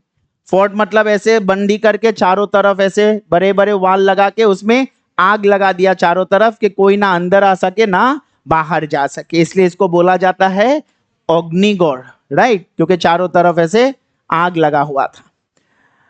अभी ये सुन के जो है कृष्णा के उनके ग्रैंडसन को पकड़ के रखा है बाण राजा ने। तो कृष्णा अपने आर्मी को लेके अनिरुद्ध को चुराने के लिए आया। अभी ये जो था बाण राजा बानासुरा, ही वॉज जो है he was worshipper of Shiva, right, इसलिए वो महाभैरव टेम्पल भी उन्होंने बनाया ऐसा बोला जाता है। तो वो शिव जी का भक्त था, और वो जो है वो शिव जी से एक वर उसको मिला था, जहां पे शिव जी बोले थे कि कभी भी अगर तुम्हें जरूरत होगा, कोई भी प्रॉब्लम में होगे तो तुम बुलाना, हम आ जाएंगे। अभी जब बानासुरा ने देखा कि कृष्णा अपना आर्मी लेके आ रहा है, तो बानासुरा घबरा गए और उन्होंने फिर शिव जी को बुलाया। शिव जी ने वर दे के रखा था, तो शिव जी भी आ गए बानासुरा को बचाने के लिए। और यहां पे फिर शिव जी अनिरुद्ध को चुराने के लिए आया, सॉरी, कृष्णा जो है वो अनिरुद्ध को चुराने के लिए आया, शिव जी जो है वो फिर बानासुरा को बचाने के लिए आया, और दोनों के बीच यहाँ पे एक बहुत बड़ा युद्ध हुआ, जिसको बोला जाता है होरी हरर युद्ध। होरी माने कृष्ण, हरो माने शिव। तो ये जो होरी हरर युद्ध है, यहाँ पे बहुत सारे लोग मारे गए, दोनों के तरफ से कई सारे लोग मारे गए, पूरा जो है खून से लाल हो गया ये जगह। इसीलिए इस जगह को बोला गया तेजपुर या फिर खूनितपुर। खूनित मतलब ब्लड, तेज माने भी, तेज का मतलब भी ब्लड, तो इस जगह को इसलिए तेजपुर या खूनितपुर बोला गया। तो ये जगह पूरा ऐसे खून से लाल हो गया, और उसी टाइम ये लोग रोक ही नहीं रहे थे। Then ultimately Brahma had to intervene. तो ब्रह्मा आया, आने के बाद ब्रह्मा ने ये दोनों को फिर रोका, शांत किया, दोनों को समझाया, बोला कि बस करो नहीं तो पूरा धरती खत्म हो जाएगा। और फिर ये दोनों शांत हुए, एक दूसरे को समझाए, और फिर ये युद्ध जो है वो अल्टीमेटली खत्म हुआ। ठीक है, बाण राजा को भी समझाया गया, और उषा और अनिरुद्ध का शादी हो गया। तो ये जो पूरा उषा और अनिरुद्ध वाला स्टोरी है, ये भी हमें बानासुरा के टाइम से सुनने को मिलता है। ठीक है, ये सारे जो स्कल्पचर्स है ये अभी भी आपको मिलेगा। कहाँ मिलेगा? अग्निगौड़ जब जाएंगे वहां देखने को मिलेगा, जहां पे ये पूरा स्टोरी ऐसे स्कल्पचर से बनाया हुआ है। ठीक है, अग्निगौड़ जाएंगे तो वहां पे ये सारे स्कल्पचर्स मिलेगा। अभी वहां पे उस एरिया में जो, अच्छा आकाश बोल, अच्छा ये जो बानासुरा है, बानासुरा का एक ग्रैंडसन था जिसका नाम था भालुक। ठीक है, और ये जो भालुक था, इसका राजधानी जो था वो था भालुकपुंग, वो जो पिकनिक स्पॉट है ना तेजपुर से आगे। तो भालुकपुंग जो है वो इस भालुक का राजधानी था। और उस एरिया में जो आका जो ट्राइब मिलते हैं, this Akas claim their descent from this prince Bhaluk. ठीक है, तो कभी अगर पूछा जाता है कि आका ट्राइब जो है वो किससे अपना डिसेंट क्लेम करते हैं, then the answer will be Bhaluk. और भालुक कौन था? Grandson of Banasura. ठीक है, तो माइथोलॉजिकल पीरियड में हमें ये कुछ पॉपुलर रूलर्स के नाम हमें मिलते हैं, जिससे रिलेटेड कई सारे स्टोरीज आसाम में सदियों से फेमस है। ठीक है, तो इसके बारे में थोड़ा थोड़ा जानना जरूरी है। सर मैं शोणितपुৰৰ পৰা আৰু মহাভৈৰৱ টেম্পলৰ ওচৰৰ পৰা ক্লাছ লৈ আছো। বঢ়িয়া। তেজপুৰৰ বহুত কেইজন আছে দেখোন, শ্ৰাৱণী, নাচিৰ, দীপামণি, बढ़िया।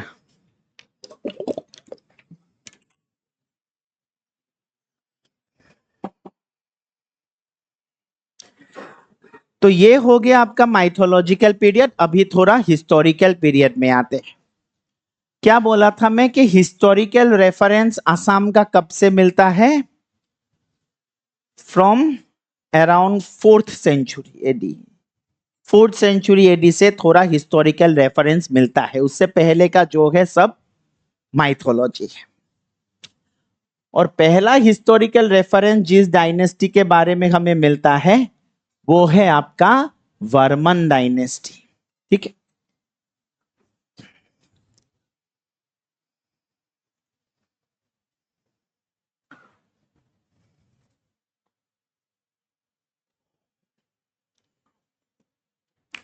फोर्थ सेंचुरी में मेन इंडिया में जो डायनेस्टी रूल कर रहा था वो था आपका गुप्ता डायनेस्टी।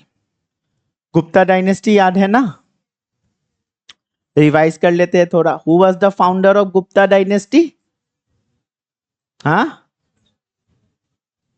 चंद्रगुप्ता मौर्य।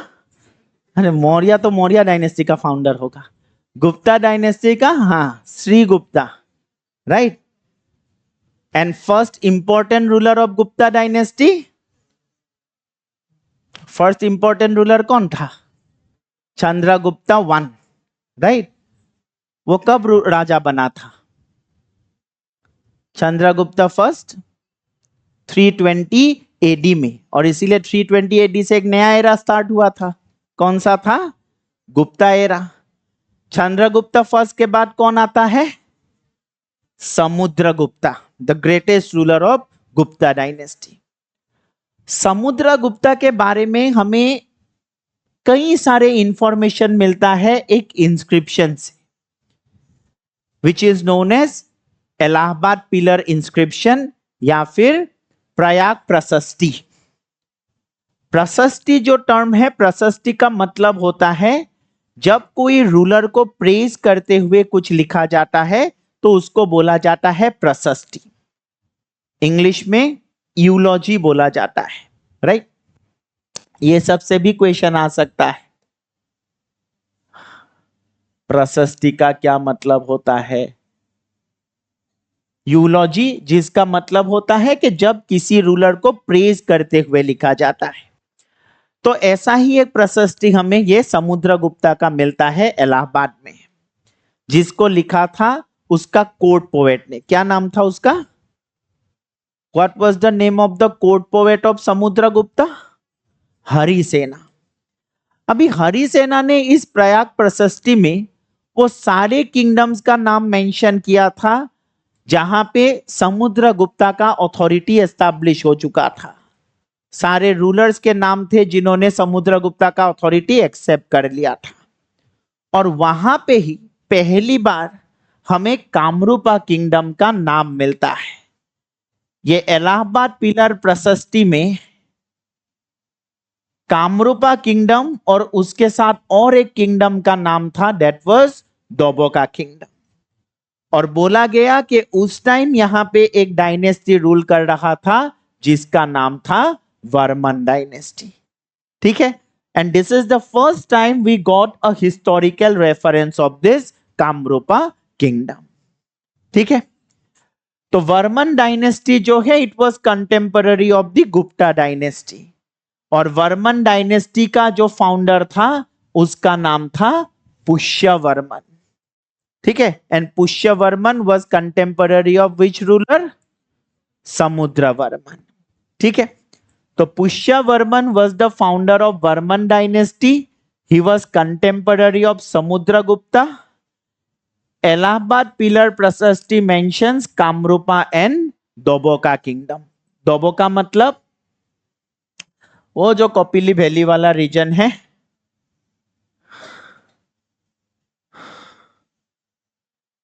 तो यहां पे कामरूपा किंगडम के साथ दोबोका किंगडम का भी नाम मेंशन था।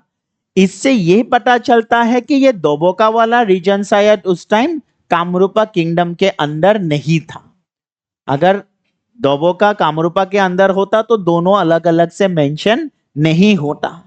तो इसका मतलब है कि दोबोका किंगडम जो है it was eight that time was an independent kingdom, it was not a part of Kamarupa kingdom. तो कभी अगर क्वेश्चन आता है कि कामरूपा के साथ आसाम का और कौन सा किंगडम मेंशन था इलाहाबाद पिलर प्रशस्ति में, answer will be Doboka kingdom, ठीक है। तो founder of Varman dynasty was Pushyavarman. Pushyavarman was succeeded by his son जिसका नाम था समुद्रवर्मन, ठीक है। समुद्रवर्मन जो है इसके बारे में कुछ इंपॉर्टेंट है नहीं, राइट। एक ही इंपॉर्टेंट है कि वो सेकेंड है, ठीक है। तो सेकेंड रूलर है इसलिए याद रखिएगा। कभी पूछ लेगा कि वर्मन डायनेस्टी का सेकेंड रूलर कौन है, तब समुद्रवर्मन का नाम आपको चाहिए होगा, अदरवाइज किसी भी और काम पे नहीं चाहिए, ठीक है, क्योंकि इसने कुछ किया ही नहीं दूसरा सेकेंड होने के अलावा। वैसे ही एक बार अहोम के बारे में क्वेश्चन आ गया एपीएससी में, who was the successor of Sukaphaa.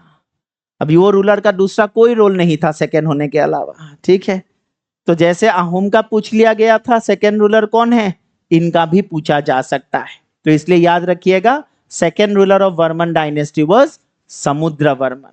ये ऐसे भी याद हो जाता है, Pushyavarman was contemporary of Samudragupta, he admired Samudragupta and that is why उन्होंने अपने बेटे का नाम भी समुद्रगुप्ता के नाम से ही समुद्रवर्मन रख दिया। ठीक है, Samudragupta was succeeded by, and one more thing, you don't have to remember this years, ये सारे इयर्स आपको अभी नहीं याद रखना है। All that you have to remember is that Pushyavarman was in the 4th century AD, right, 4th century AD में था। बाकी एग्जैक्ट ईयर अभी याद नहीं रखना है। क्यों नहीं रखना है? Because these are not very authentic. As you can see I am using circa here, that means authentic source is not found. Circa कब यूज करते हैं? अप्रोक्सीमेशन के लिए, जब हमें एग्जैक्ट ईयर नहीं मालूम होता है। All that you have to remember कि ये 4th century AD में स्टार्ट हुआ था। Samudravarman was succeeded by, Samudravarman के बाद आया बालावर्मन। बालावर्मन के टाइम पे कुछ कुछ इंपॉर्टेंट चीजें हैं। सर सी मतलब है फारूक सिरका।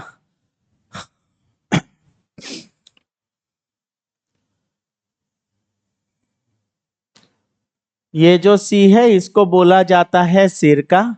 सिरका इज यूज फॉर अप्रोक्सीमेशन। मैं सिरका लिख रहा हूं, मतलब लगभग इस टाइम पे था, एग्जैक्टली ये टाइम नहीं भी हो सकता है। एंशियंट पीरियड में अक्सर ये यूज होता है जब ऑथेंटिक सोर्स कम होता है।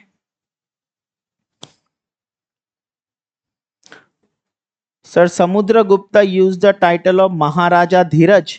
नहीं, महाराजा धीरज पुष्यवर्मन ने यूज किया था ये टाइटल। समुद्रगुप्ता जो है वो तो उससे भी बड़े रूलर थे। ठीक है, पुष्यवर्मन भी महाराजा धीरज टाइटल यूज किए थे। अच्छा, बालावर्मन जो है ये प्रीलिम्स पॉइंट ऑफ व्यू से इंपॉर्टेंट है, क्योंकि बालावर्मन की एक बेटी थी जिसकी नाम थी Amrita Prabha, and she was married to king मेघावाहना ऑफ कश्मीर। तो बालावर्मन के टाइम से ही आसाम का कश्मीर के साथ एक मैरिज अलायंस हुआ था, रिलेशन एस्टैब्लिश हुए थे। तो Balavarman daughter Amrita Prabha was married to मेघावाहना द रूलर ऑफ कश्मीर।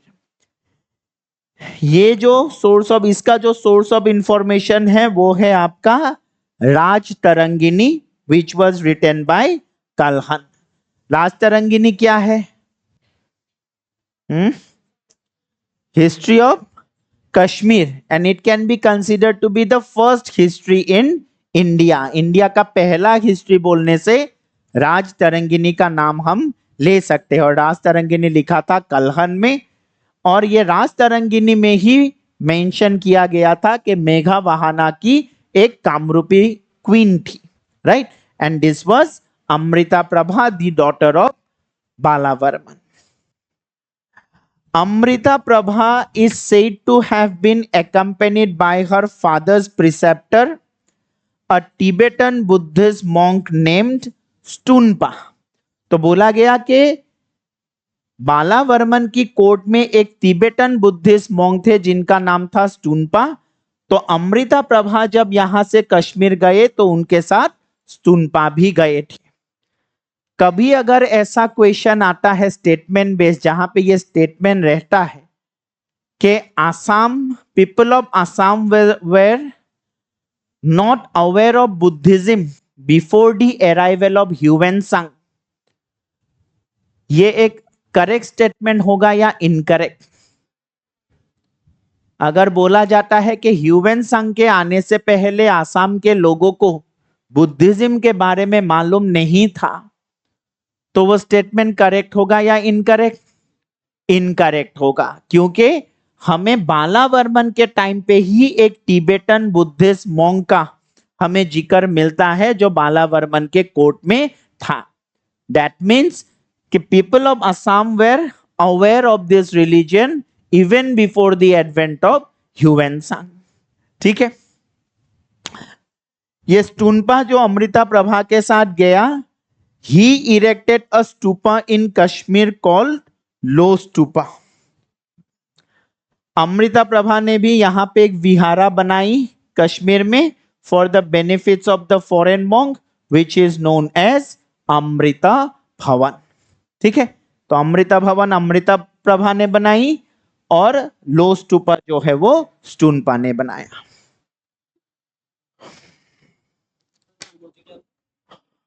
यूलॉजी माने जब कोई रूलर को प्रेज करते हुए लिखा जाता है। प्रशस्ति।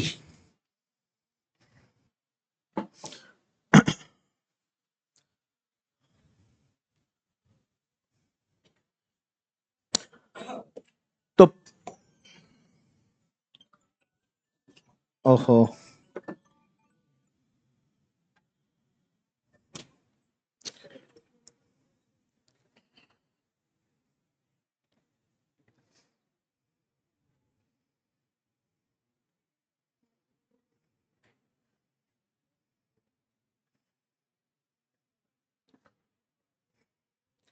अच्छा, तो 3 रूलर हम लोगों ने पढ़ा, पुष्यवर्मन, समुद्रवर्मन, बालावर्मन।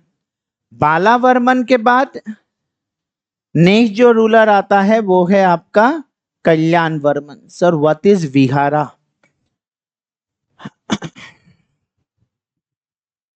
विहारा मतलब केव्स है। आप लोग एंशियंट हिस्ट्री में पढ़े होंगे कि जो केव्स होते हैं ना, गुहा, केव्स 2 प्रकार का होता है। क्या क्या है? एक को हम बोलते हैं विहारा और एक होता है चैत्या। तो विहारा जो होते हैं, these caves were used by monks as residence। रहने के लिए जो केव्स यूज करते थे उनको बोला जाता था विहारा। और प्रेयर हॉल के जैसे जो केव्स को यूज करते थे उसको बोला जाता था चैत्या। तो ये सब केव्स है, गुहा। কিছুমানত মংস বিলাক থাকে, থাকিবৰ কাৰণে যিবিলাক গুহা ব্যৱহাৰ কৰে সেইবিলাকক বিহাৰা বুলি কয়।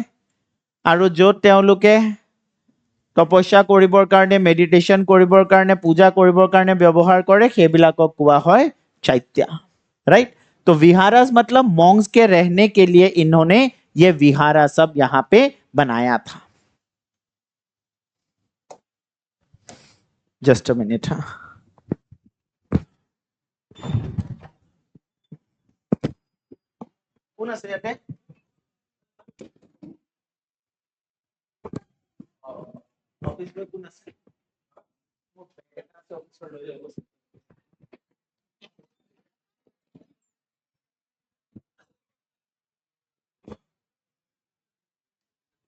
ओके।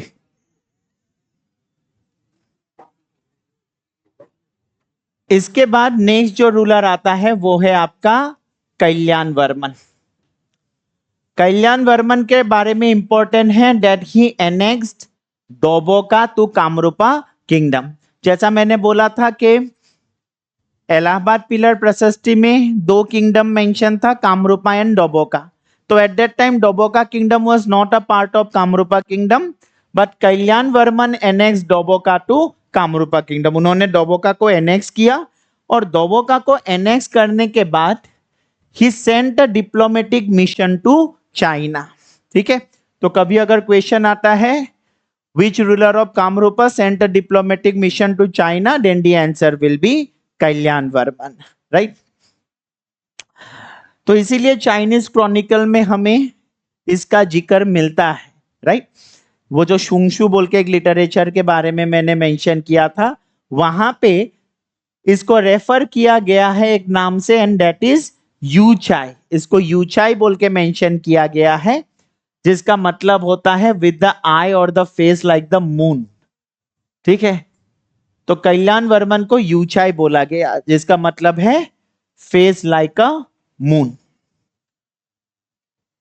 तो यहां पे भी ये क्वेश्चन आ सकता है कि कौन से कामरूपा रूलर को यूचाई बोल के मेंशन किया गया था। Answer will be Kalyan Varman. Kalyan Varman के बाद नेक्स्ट रूलर आपका आता है Ganapati Varman, not important for us. उसके बाद एक रूलर आता है दैट इज महेंद्र वर्मन। महेंद्र वर्मन क्यों इंपॉर्टेंट है? Because he was the first Kamarupa king to perform Ashvamedha यज्ञ।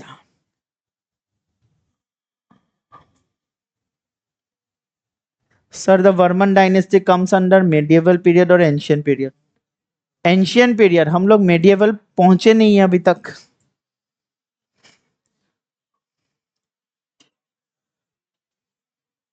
स्तूपा এটা বুদ্ধিষ্ট আৰ্কিটেকচাৰ হয়, যাৰ বিষয়ে তোমালোকে ইণ্ডিয়ান হিষ্ট্ৰীত পঢ়িবা আৰু আৰ্ট এণ্ড কালচাৰত পঢ়িবা। Not required Tanushree. দবকা, কপিলি ভেলীৰ সেইখিনি। সেণ্ট এ ডিপ্ল'মেটিক মিছন, মানে তেওঁ চাইনালৈ কিছুমান মানুহ পঠিয়ালে ৰজাক লগ কৰিবৰ কাৰণে।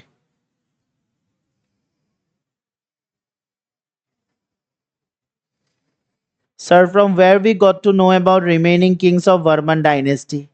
There are various sources, बहुत सारे inscriptions भी है।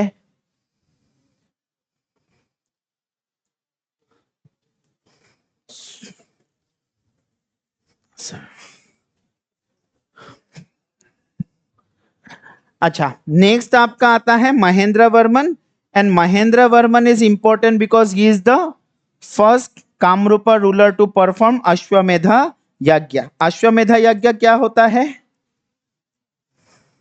हाँ, अश्वमेधा यज्ञ है हॉर्स सेक्रीफाइस। इसका मतलब ये जो कामरूपा रूलर है ये लोग कौन सा रिलीजन फॉलो कर रहे थे?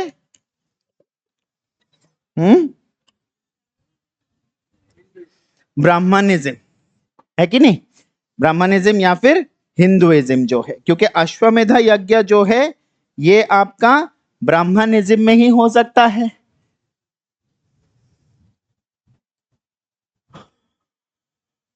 अश्वमेधा यज्ञ जानते हैं ना, हॉर्स सेक्रीफाइस। पहले ये सारे बड़े बड़े यज्ञ राजा महाराजा परफॉर्म करते थे just to show off their power and wealth and to secure legitimacy. Ashvamedha yajna में क्या होता है, एक घोड़े को छोड़ देता है राजा। वो घोड़ा किंगडम के आसपास जितना टेरिटरी कवर करके आएगा अनडिस्प्यूटेड, माना जाएगा कि उतना एरिया में इस राजा का अथॉरिटी एस्टैब्लिश हो चुका है, राइट। और कोई अगर इस घोड़े को, मान लीजिए ये एक घोड़ा,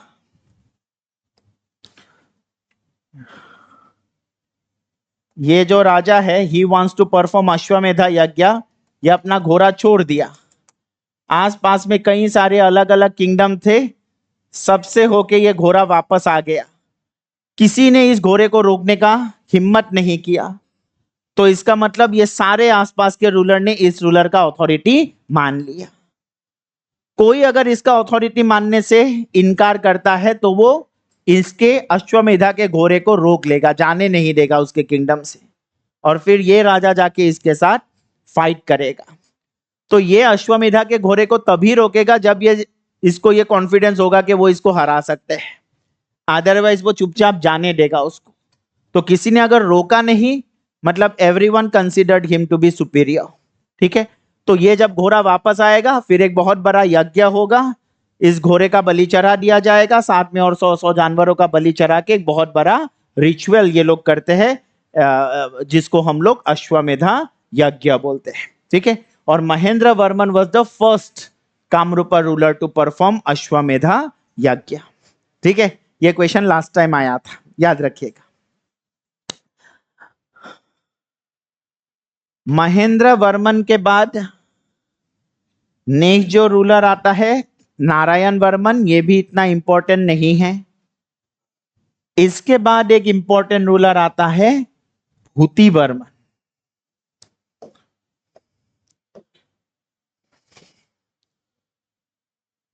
भूति वर्मन के बारे में उनका एपिग्राफ से हमें मिलता है Barganga epigraph, and it is the earliest dated inscription of ancient Assam. जैसा मैंने बोला था, ज्यादातर इंस्क्रिप्शन में कोई डेट मेंशन किया हुआ नहीं है, जिसमें डेट मेंशन है उसमें से बरागंगा एपिग्राफ जो है भूति वर्मन का, ये सबसे पुराना है। ठीक है,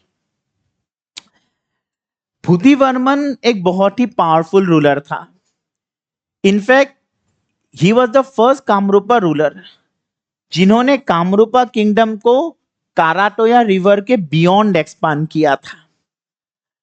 अभी जैसे मैंने बोला था कि कामरूपा किंगडम जो है खोदिया से लेके काराटोया रिवर तक ही था, लेकिन इन्होंने काराटोया रिवर के भी बियॉन्ड कामरूपा किंगडम को एक्सपांड किया था।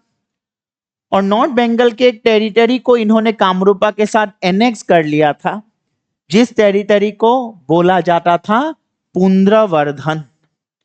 तो पुंद्रवर्धन बोल के यहां पे किंगडम हुआ करता था, गौरा किंगडम, राइट। गौरा मतलब प्रेजेंट डे बांग्लादेश वाला रीजन। तो गौरा किंगडम के अंदर ही एक जगह था पुंद्रवर्धन, और भूति वर्मन ने कामरूपा किंगडम को एक्सपांड करके पुंद्रवर्धन को एनेक्स कर लिया था। इस रीजन को एनेक्स करने के बाद भूति वर्मन ने 200 ब्राह्मण फैमिलियों को यहां पे लैंड ग्रैंड किया था, लैंड डोनेट किया था 200 ब्राह्मण फैमिलीज को। ठीक है, तो इससे पता चलता है कि ये जो रूलर्स थे वर्मन डायनेस्टी के, all of them patronized Brahmanism. तो अगर क्वेश्चन आता है which Kamarupa ruler donated land to 200 Brahmin families, then the answer will be Bhuti Varman. ठीक है, the first king of Kamarupa to extend the western frontier of the kingdom beyond the river Karatoya. ठीक है, Karatoya river बोला ना जीतू, नॉर्थ बंगाल।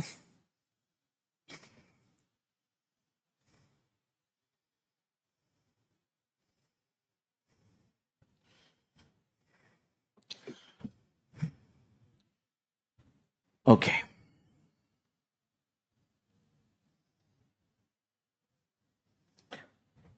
भूति वर्मन के बाद नेक्स्ट आएगा आपका, नेक्स्ट आएगा चंद्रमुख वर्मन।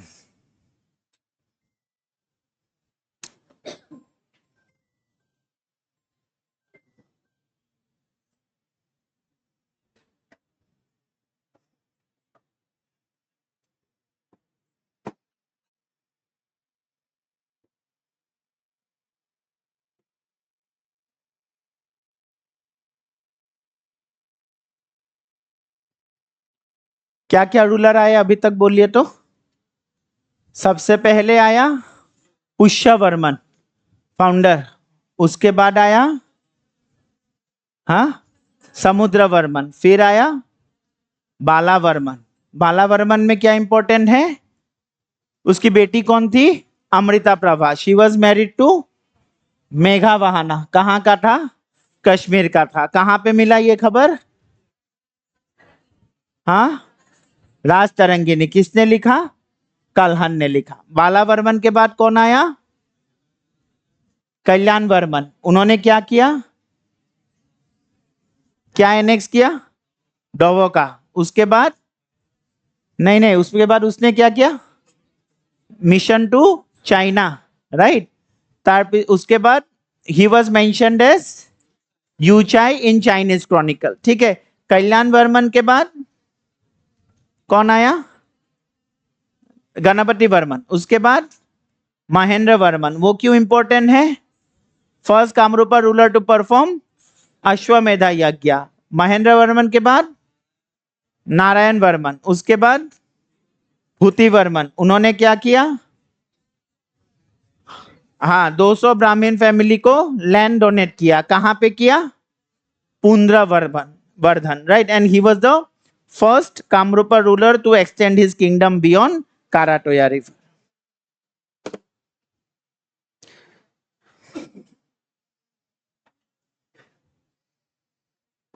इसके बाद एक रूलर आता है चंद्रमुख वर्मन, वो भी इतना इंपॉर्टेंट नहीं है।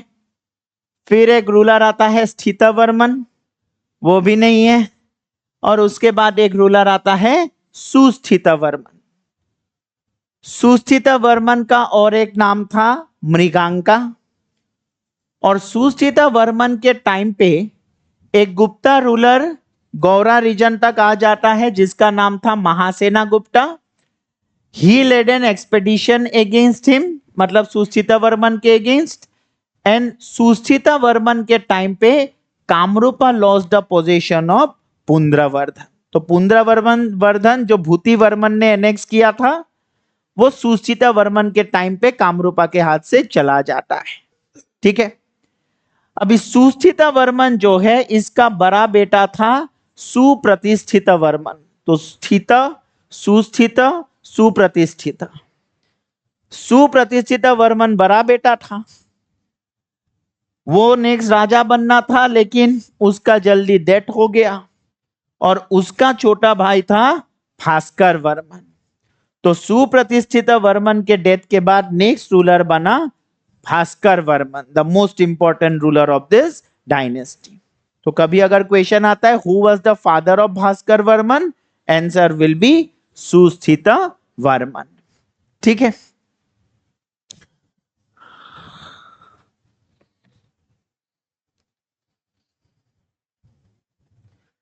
एक मिनट।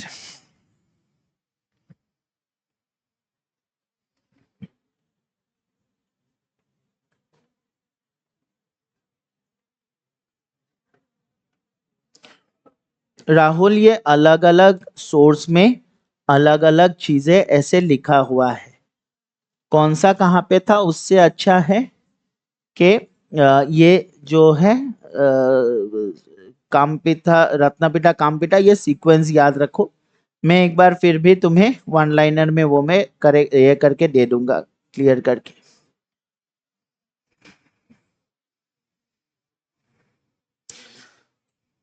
হয় মঞ্জিত, সব এইবিলাক পঢ়িম আমি। ओके, तो भास्कर वर्मन ही असर्व्ड द थ्रोन इन 594 एडी। ये ईयर लेकिन याद रखिएगा, बाकी ईयर तो मैं बोल रहा हूं नहीं याद रखने से भी होगा, लेकिन भास्कर वर्मन कब राजा बना था ये ईयर याद रखना है। That is 594 AD. और 594 एडी से भी एक नया एरा या नया कैलेंडर आसाम में स्टार्ट होता है which is known as Bhaskarabda, right. तो भास्कराब्द स्टार्टेड फ्रॉम 594 एडी, क्योंकि 594 एडी में भास्कर वर्मन असर्व्ड द थ्रोन। भास्कर वर्मन को और एक नाम से जाना जाता है, that is Kumara Raja, right. इसके पीछे दो कारण है, एक तो वो यंग एज में राजा बना था और दूसरा है कि ही रिमेन अनमैरिड। ठीक है, तो कुमारा रह गया तो इसलिए उसको कुमारा राजा बोला जाता है। अभी भास्कर वर्मन को अपने फादर के हार का बदला लेना था। बदला क्या मतलब, जो टेरिटरी उनके हाथ से गया वो टेरिटरी रिस्टोर करना था।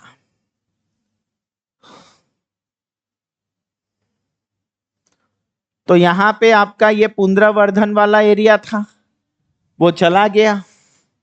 अभी ये गौरा रीजन में एक रूलर रूल कर रहा था जिनका नाम था शशांक। ये शशांक भी बहुत पावरफुल रूलर था। However he was intolerant towards Buddhism. Shashank के बारे में बोला जाता है कि उन्होंने बोधि ट्री को काट दिया था, the tree under which Buddha got enlightenment, वो पेड़ को इसने काट दिया था, ऐसा बोला जाता है। उस टाइम नॉर्थ इंडिया में एक पावरफुल रूलर आ रहा था जिसका नाम था हर्षवर्धन। अभी ये जो हर्षवर्धन है वो भी शशांक से बदला लेना चाह रहा था, क्योंकि शशांक जो है उन्होंने हर्षवर्धन के बड़े भाई को मार दिया था। हर्षवर्धन का एक बड़ा भाई था राज्यवर्धन बोल के, तो राज्यवर्धन को शशांक ने मार दिया था, तो इसलिए हर्षवर्धन शशांक से बदला लेना चाह रहे थे। भास्कर वर्मन को भी शशांक को हराना पड़ेगा अगर पुंद्रवर्धन फिर से एनेक्स करना है। तो जब भास्कर वर्मन को मालूम हुआ कि इधर हर्षवर्धन भी शशांक से बदला लेना चाहते हैं, तो भास्कर वर्मन ने अपने एक एम्बेसडर को भेजा, अपने एक मैसेंजर को भेजा हर्षवर्धन के पास। इस मैसेंजर का नाम था हमसा वेगा। तो हमसा वेगा गया, साथ में कई सारे गिफ्ट लेके गए, पातारू तुली का एक पेंटिंग लेके गए। इन्होंने जाके हर्षवर्धन को भास्कर का प्रपोजल दिया और हर्षवर्धन भी खुश हो गए। उसको भी मालूम था कि दोनों तरफ से अटैक करेंगे तो शशांक नहीं रोक पाएंगे, तो ही रेडिली एक्सेप्टेड दिस प्रपोजल। और उसके बाद भास्कर वर्मन और हर्षवर्धन के बीच एक अलायंस फॉर्म हुआ against Shashank.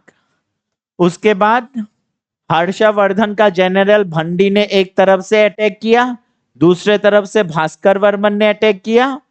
Both attack Shashank of Gaura from both side and defeated. Shashank फिर यहां से भाग गया एकदम साउथ में। और इसके बाद जो टेरिटरी यहां पे था, जो सुसीता वर्मन के टाइम पे चला गया था, भास्कर वर्मन वो टेरिटरी को फिर से रिस्टोर करते हैं, फिर से उसको एनेक्स करते हैं। And then Bhaskar issued famous Nidhanpur grants from Karna Suvarna, reconfirming the land grants made by भूति वर्मन इन पुंद्रवर्धन। तो भूति वर्मन जो 200 ब्राह्मण फैमिली को लैंड ग्रांट किए थे, अभी उसके बाद तो शशांक आ गया था, अभी भास्कर वर्मन ने इसको रिस्टोर करके फिर से उसको रिकन्फर्म किया। वो 200 फैमिली को जो भूति वर्मन लैंड ग्रांट करके गए थे, भास्कर वर्मन ने उसको रिकन्फर्म करने के लिए फिर से निधानपुर ग्रांट्स इशू किए फ्रॉम कर्ण सुवर्ण। ठीक है, तो भास्कर वर्मन का ये निधानपुर ग्रांट्स इंपॉर्टेंट है, याद रखिएगा। निधानपुर ग्रांट किसने इशू किया था बोलने से answer will B Bhaskar Varman. कहां से किया था? कर्ण सुवर्ण। कर्ण सुवर्ण क्या था? Capital of Gaura. ठीक है, भास्कर वर्मन के टाइम पे और एक इंपॉर्टेंट चीज है that Hwensang visited Kamrupa in 642-43 AD. ह्यूवेनसंग आया था नालंदा यूनिवर्सिटी में। जब ह्यूवेनसंग आए थे नालंदा यूनिवर्सिटी में, उस टाइम नालंदा का हेड था शिलाभद्र। उसके बाद भास्कर वर्मन ने रिक्वेस्ट किया ह्यूवेनसंग को कामरूपा विजिट करने के लिए, तो ह्यूवेनसंग कामरूपा आए, यहाँ पे कुछ दिन रहा और उसके बाद हर्षवर्धन ने बुलाया तो भास्कर वर्मन उन्हें लेके हर्षवर्धन के पास गए। और इस तरीके से जितना दिन ह्यूवेनसंग यहाँ पे रहा उतना दिन यहाँ पे सेलिब्रेशन हुआ। और कुछ दिन रहने के बाद ह्यूवेनसंग जब जाने को निकला तो भास्कर वर्मन ने ह्यूवेनसंग को एक गिफ्ट दिया, जिसको चाइनीज में बोला जाता है होलाली, जिसका मतलब होता है कैप ऑफ स्किन और अ कैप ऑफ फार। वैसे तो कई सारे गिफ्ट इन्होंने ऑफर किया था, लेकिन ह्यूवेनसंग ने कुछ लिया नहीं। The only gift that he accepted from Bhaskar Varman was holali. Right, तो ये क्वेश्चन अगर कभी आता है तो याद रखिएगा, होलाली का मतलब होता है a cap of skin. Who was the head of Nalanda university when Hiuen Tsang visited it? Shilabhadra. ठीक है,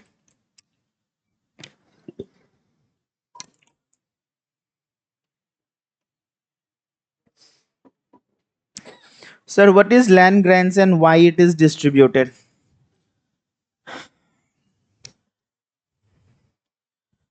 जो रूलर एंशियन पीरियड में ब्राह्मणिज्म को फॉलो करते थे,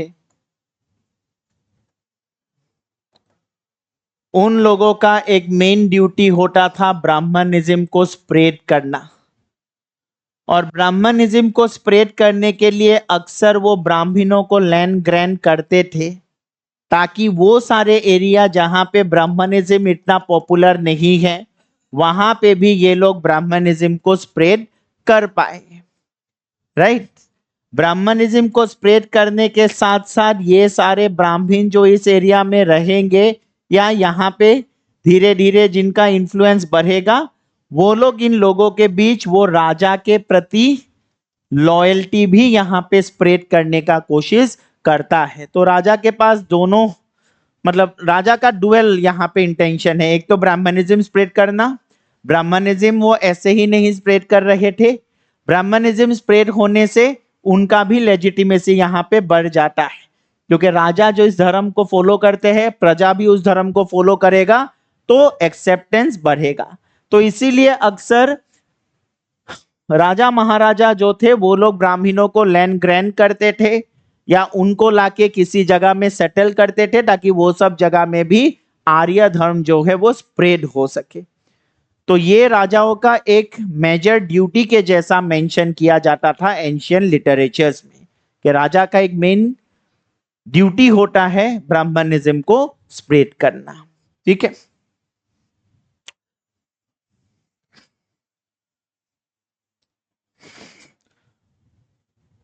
और ये सारे जो ग्रैंड्स आपका है निधानपुर ग्रैंड या बाकी सारे जो ग्रैंड्स है इसमें वो रिकॉर्ड रहता है कि कौन से राजा ने किसको कितना जमीन कहाँ पे कब डोनेट किया। ये आपका एक कॉपर प्लेट में ऐसा लिखा हुआ होता है और ये सारे कॉपर प्लेट जो है उससे हमें ये सारे इंफॉर्मेशन मिल रहा है। ठीक है, आप लोग कभी अगर म्यूजियम में गुवाहाटी म्यूजियम में जाएंगे आमबारी में तो वहां पे आपको ऐसे भास्कर वर्मन के टाइम के ऐसे कॉपर प्लेट्स दिखेगा जहां पे आपका ऐसा लैंड ग्रैंड का पूरा रिकॉर्ड रखा गया है। तो कॉपर प्लेट इंस्क्रिप्शन जो है these are basically this land grants। अभी जे এতিয়া যেনেকে এখন থাকে ন দলিল এখন থাকে মাটিৰ, ঠিক আছে, লিখা থাকিব তাতে কোনে কি কৰিছে ষ্টেম্প পেপাৰত লিখা থাকে এগ্ৰিমেণ্ট। আগতে তেনেকুৱা কপাৰ প্লেটত তেনেকুৱাকে ৰেকৰ্ড ৰখা থাকে বা লিখা থাকে যে কোনে কাক কিমান মাটি কেতিয়া কি ডোनेट কৰিছে। तो ये जो ग्रैंड्स है उससे हमें ये सारे इंफॉर्मेशन मिल रहा है। ह्यूएनसांग फिर वापस जाके उन्होंने अपना पूरा एक्सपीरियंस उन्होंने लिखा और उसका जो अकाउंट है उसको हम लोग बोलते हैं सीयू की।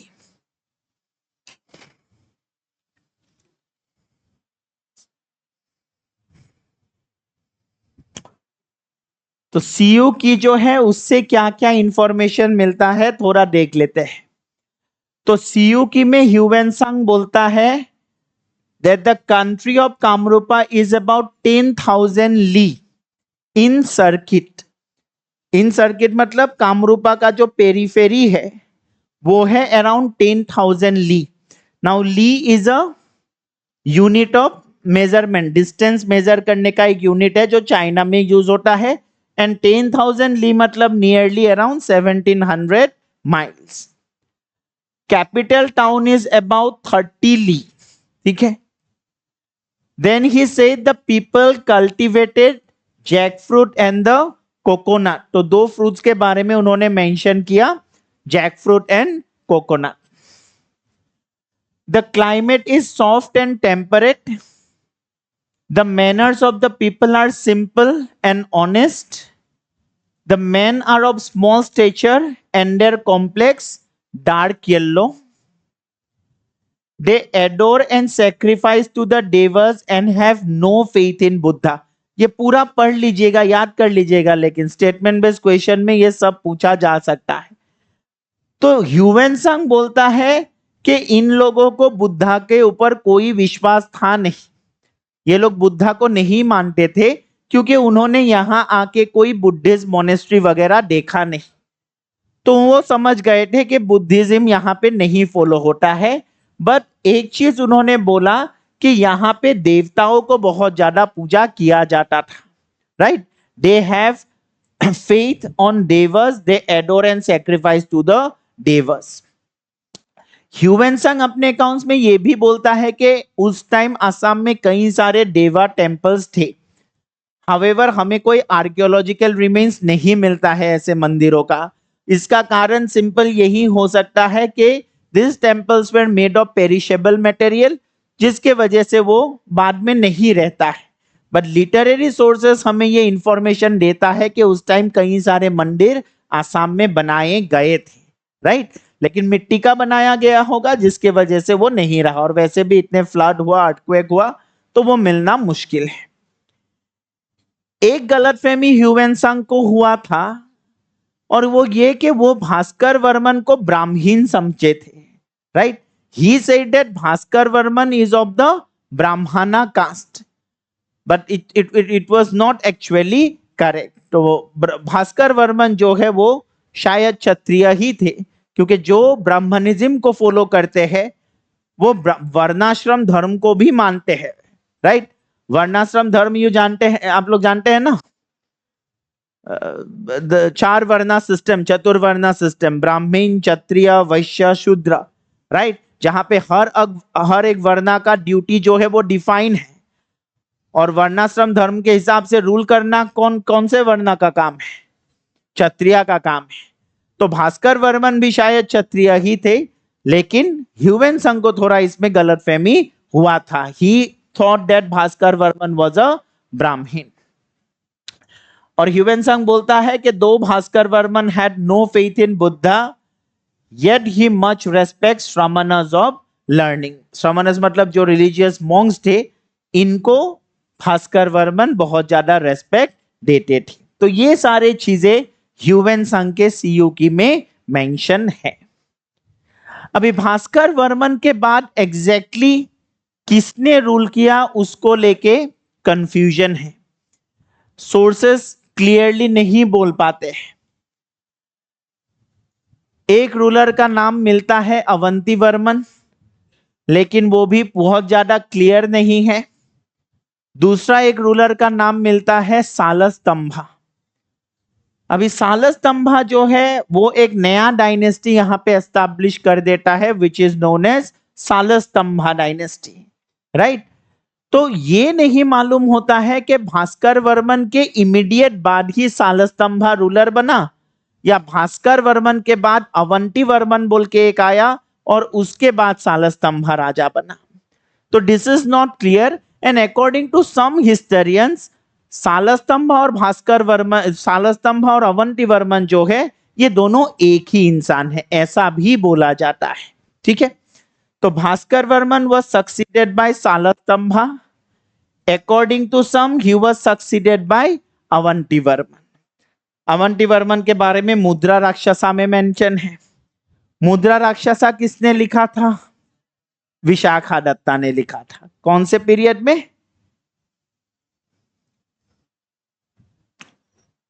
विशाखा दत्ता कौन से पीरियड में था?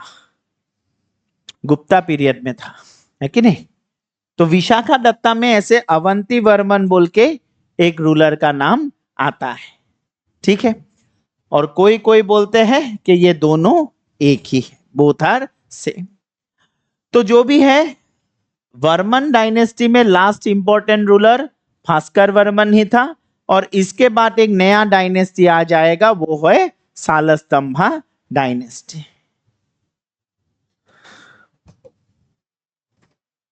ये वाला देखिए, लास्ट ईयर का क्वेश्चन है, क्या होगा ये?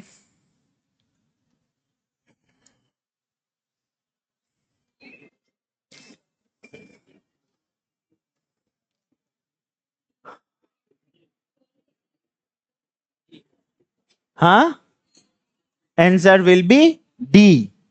पहला है Mahendra Varman was the founder of the dynasty, incorrect.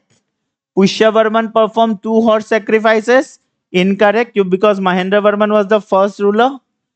Chinese pilgrim Huensang visited Kamrupa during the reign of Bhaskar Varman, ये आपका करेक्ट है। तो ऐसे डायरेक्ट क्वेश्चन आ जाता है एंशियंट पार्ट से, ठीक है। तो ऐसे कोई मतलब जो यहाँ पे पढ़ा that is sufficient for ancient Assam, मतलब ये जो वर्मन डायनेस्टी के बारे में पढ़ा, तो उससे ही डायरेक्ट आप ऐसे क्वेश्चंस के आंसर कर सकते हैं, ठीक है। आज यहां रखते हैं, कल हम लोग सालस्तंभा से पढ़ेंगे। मैं वन लाइनर आपके साथ शेयर करूंगा, कुछ कुछ चीजें डायरेक्ट मगअप कर लीजिएगा, और कल कुछ डेली एमसीक्यूज आएंगे आपके पास।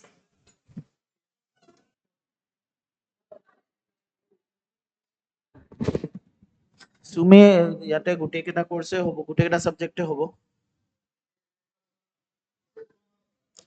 ৰঞ্জুতি Bordoloi, yes, later Gupta ruler Mahasena গুপ্তাই লৈ লৈছিলে সেইখিনি, তাৰপিছতে ভাস্কৰ, তাৰপিছত সেইখিনি জেগাত আকৌ শশাংকে ৰুল কৰিব লৈছিলে, পিছত ভাস্কৰ বৰ্মনে শশাংকক হৰুৱাই পেলাই সেইখিনি লৈ ল'লে।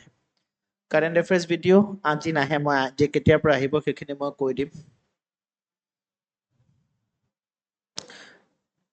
নানু পানিকা একবাৰ কাউন্সিলৰৰ লগত কথা পাতি লোৱা, কি কি মেটেৰিয়েল তোমালোকে প্ৰিন্টেড পাবা। Manish Sharma, where to ask doubts কাৰণে এটা number দি দিয়া হ'ব।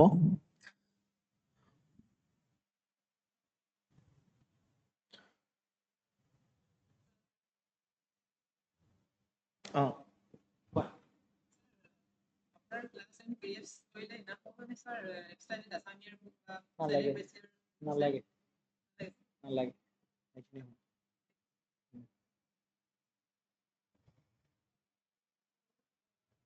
Yes, one liner will be provided in the app. हाँ, दो और sacrifice महेंद्र वर्मन का। Manish Sharma, Bhishmak, Banasura, they did not belong to this dynasty of Naraka. তেওঁলোকৰ उन लोग का अलग dynasty था। तो नारका and भागदत्ता belong to the same dynasty और भागदत्ता के बाद और कई सारे ruler का नाम आता है, but those are not important from exam point of view.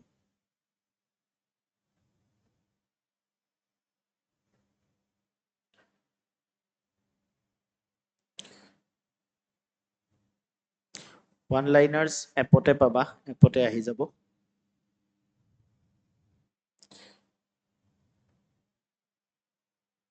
One liners print out not possible, কাৰণ সদায় ইমান প্ৰিন্ট আউট লৈ অনলাইন ষ্টুডেন্টছক কেনেকৈ সদায় কুৰিয়াৰ কৰি থাকিম, আৰু মই সেইখিনি আপগ্ৰেড কৰি থাকিম daily basis.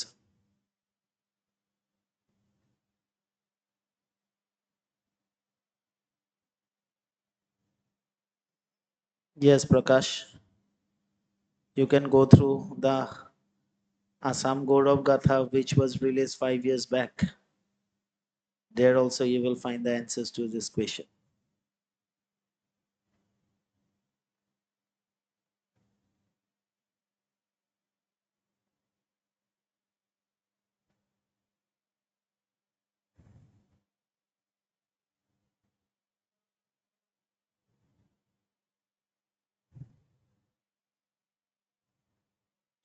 Tridev, don't think much.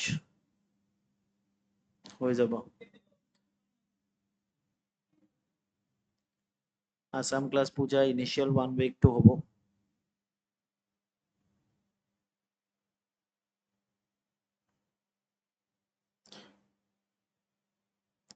Naraka was Aryan, but as I mention Naraka बाद में जो है वो आर्यन कल्चर फॉलो करना छोड़ देता है, और जैसा मैंने बोला कि कुछ नारका शायद नारका टाइटल जो यूज करते थे कुछ रूलर शायद बाद में नॉन आर्यन हो गए थे, तो इसीलिए भगदत्ता जो है उनको रूलर ऑफ म्लेच्छस बोला गया। ये मैंने क्लास में मेंशन किया था अभी थोड़ा देर पहले कि नॉट नेसेसरी के बाद में जो नारकाज आए थे वो लोग भी आर्यंस थे।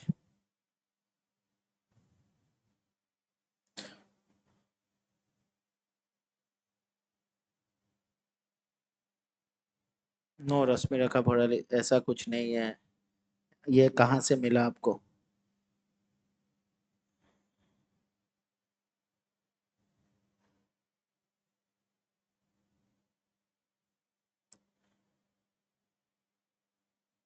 Ananya Shivam, that will be sufficient.